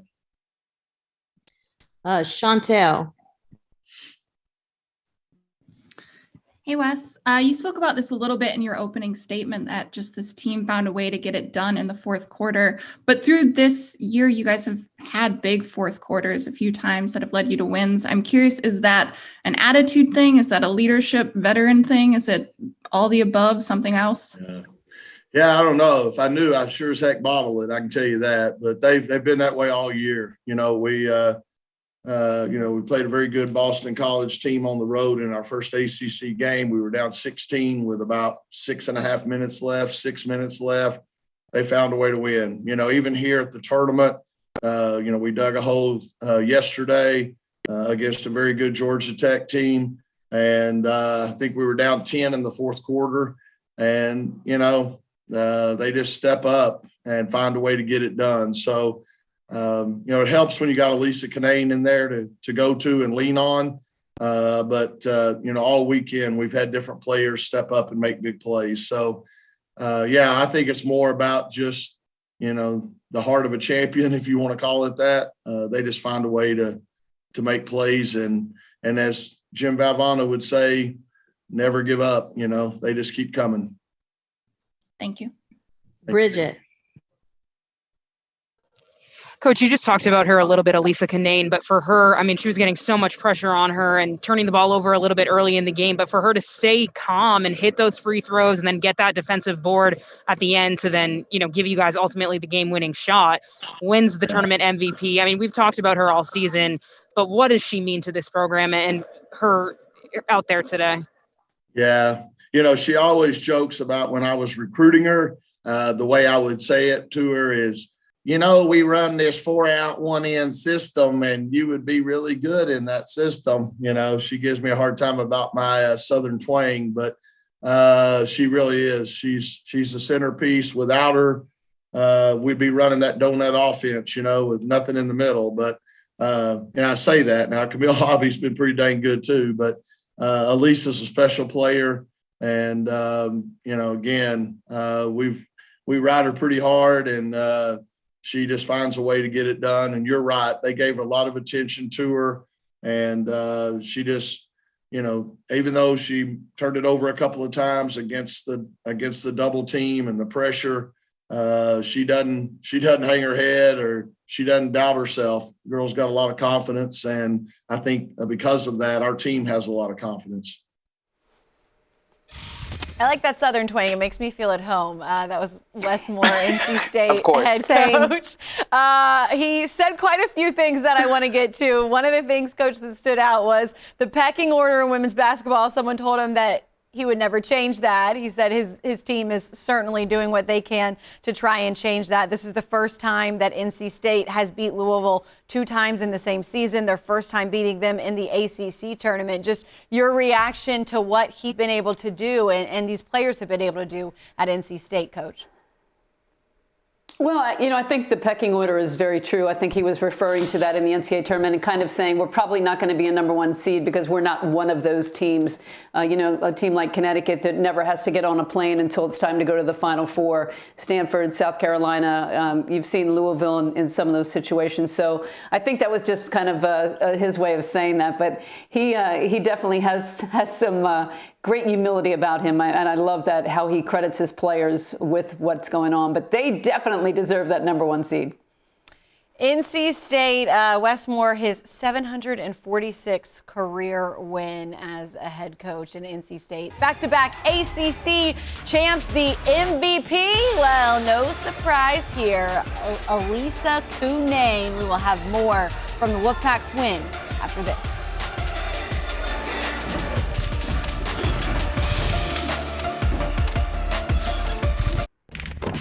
Welcome back into Nothing But Net. The top two teams in the ACC battling it out for the championship. Louisville and NC State in the finals. First quarter, Elisa Cunane rolls off the pick. Easy layup. Louisville up by 3 midway through the second quarter. Louisville still on top. That's Kai Crutchfield for 3, Monty. Kai Clutchfield. Come on, Kelsey. You know the new name. She just came up in the biggest moments necessary. And it's not just her offense, it's her defense. That gave NC State the lead, but then Dana Evans and Louisville, they take it back, a 12-4 run for Louisville to end the third quarter. Dana Evans knocking down the 3. Louisville up 48-40 midway through the fourth. NC State coming back. That's Cunane, had a game-high 20 points. Wolfpack down 3, still rallying, and Dana Evans still competing. Drives, banks it in. Louisville with a 1-point lead. Fourth quarter, under 10 seconds left. Reyna Perez said she was looking for Cunane. She wasn't there, so what did she do? She comes up clutch, knocks down the basket, and NC State has a 58-56 lead. Last chance for Louisville. You want it in Dana Evans' hands. She gets a great look. It does not fall. NC State wins. Here's Holly Rowe. It is Championship Sunday here in Greensboro. The ACC Championship game was a thriller right down to the wire. Louisville and NC State were tied with under 3 seconds to play, and the Wolfpack take home the championship. Hi, everybody. I'm Holly Rowe, and we had a thrilling game here today. Alyssa Cunane, who grew up just 20 minutes away from this Coliseum, sat in the stands as a little girl, ends up as the tournament MVP, 20 points, 9 rebounds. She was terrific. But really, the hero is someone who is brand new to this Wolfpack team this season. Transfer from Cal State Fullerton, Reyna Perez. She was the game winner with the score tied. She rises up and hits the shot, her first field goal in the second half, and she told us she believed in herself all along. A terrific win here for Westmore and the Wolfpack. They are the ACC tournament champs for back-to-back years, and now with 2 key wins over the #1 team in the country on the road and another top 10 win against Louisville here today. Has North Carolina State done enough to be a top seed in the NCAA tournament? Coach Moore said, I can't worry about it. We've done what we've done, and he believes they deserve to be one of the top 4 teams in the country. For the second straight year, NC State cuts down the Nets. They are your ACC tournament champs. A 2-point win over Louisville, and the Wolfpack take home the trophy. Thanks, Holly. They are the only team this season in Division I basketball with 3 wins over a top 5 team. So keep that note in your back pocket when we start talking about their chances to be a #1 seed. Elisa Cunane, the tournament MVP, as you take a look at what she has done in the ACC tournament. 3 straight 20-point games for Cunane, averaging around 23 points per game. And Callie, that is a player that I want to have on my team.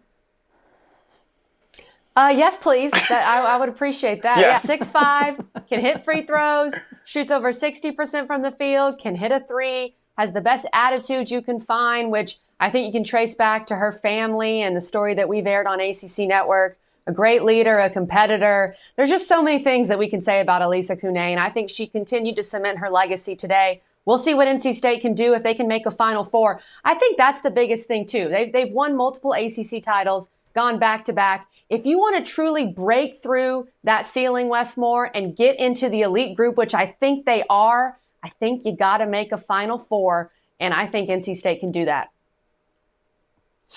Kel, let me help you out. Not I think, repeat after me. NC State is in that elite group of programs in women's basketball. They got to make a Final Four, Monty. They've got to make a Final Four. You got to get to that point. This is the one caveat. I agree with you. The proof is 100% in the pudding. But I keep thinking about being robbed of last year. Like last year, they were poised to do something special. There were a lot of teams poised for something special last year, but I do agree with Kelly. Once you make a Final Four, I think that puts you in a different class. There you go. She said what she said, and we got to take her word for it. She has spoken. Yeah, Hall of Famer there. When we come back, we're going to hand out some game balls. Who are our all-tournament players that deserve the game balls? You'll find out after this.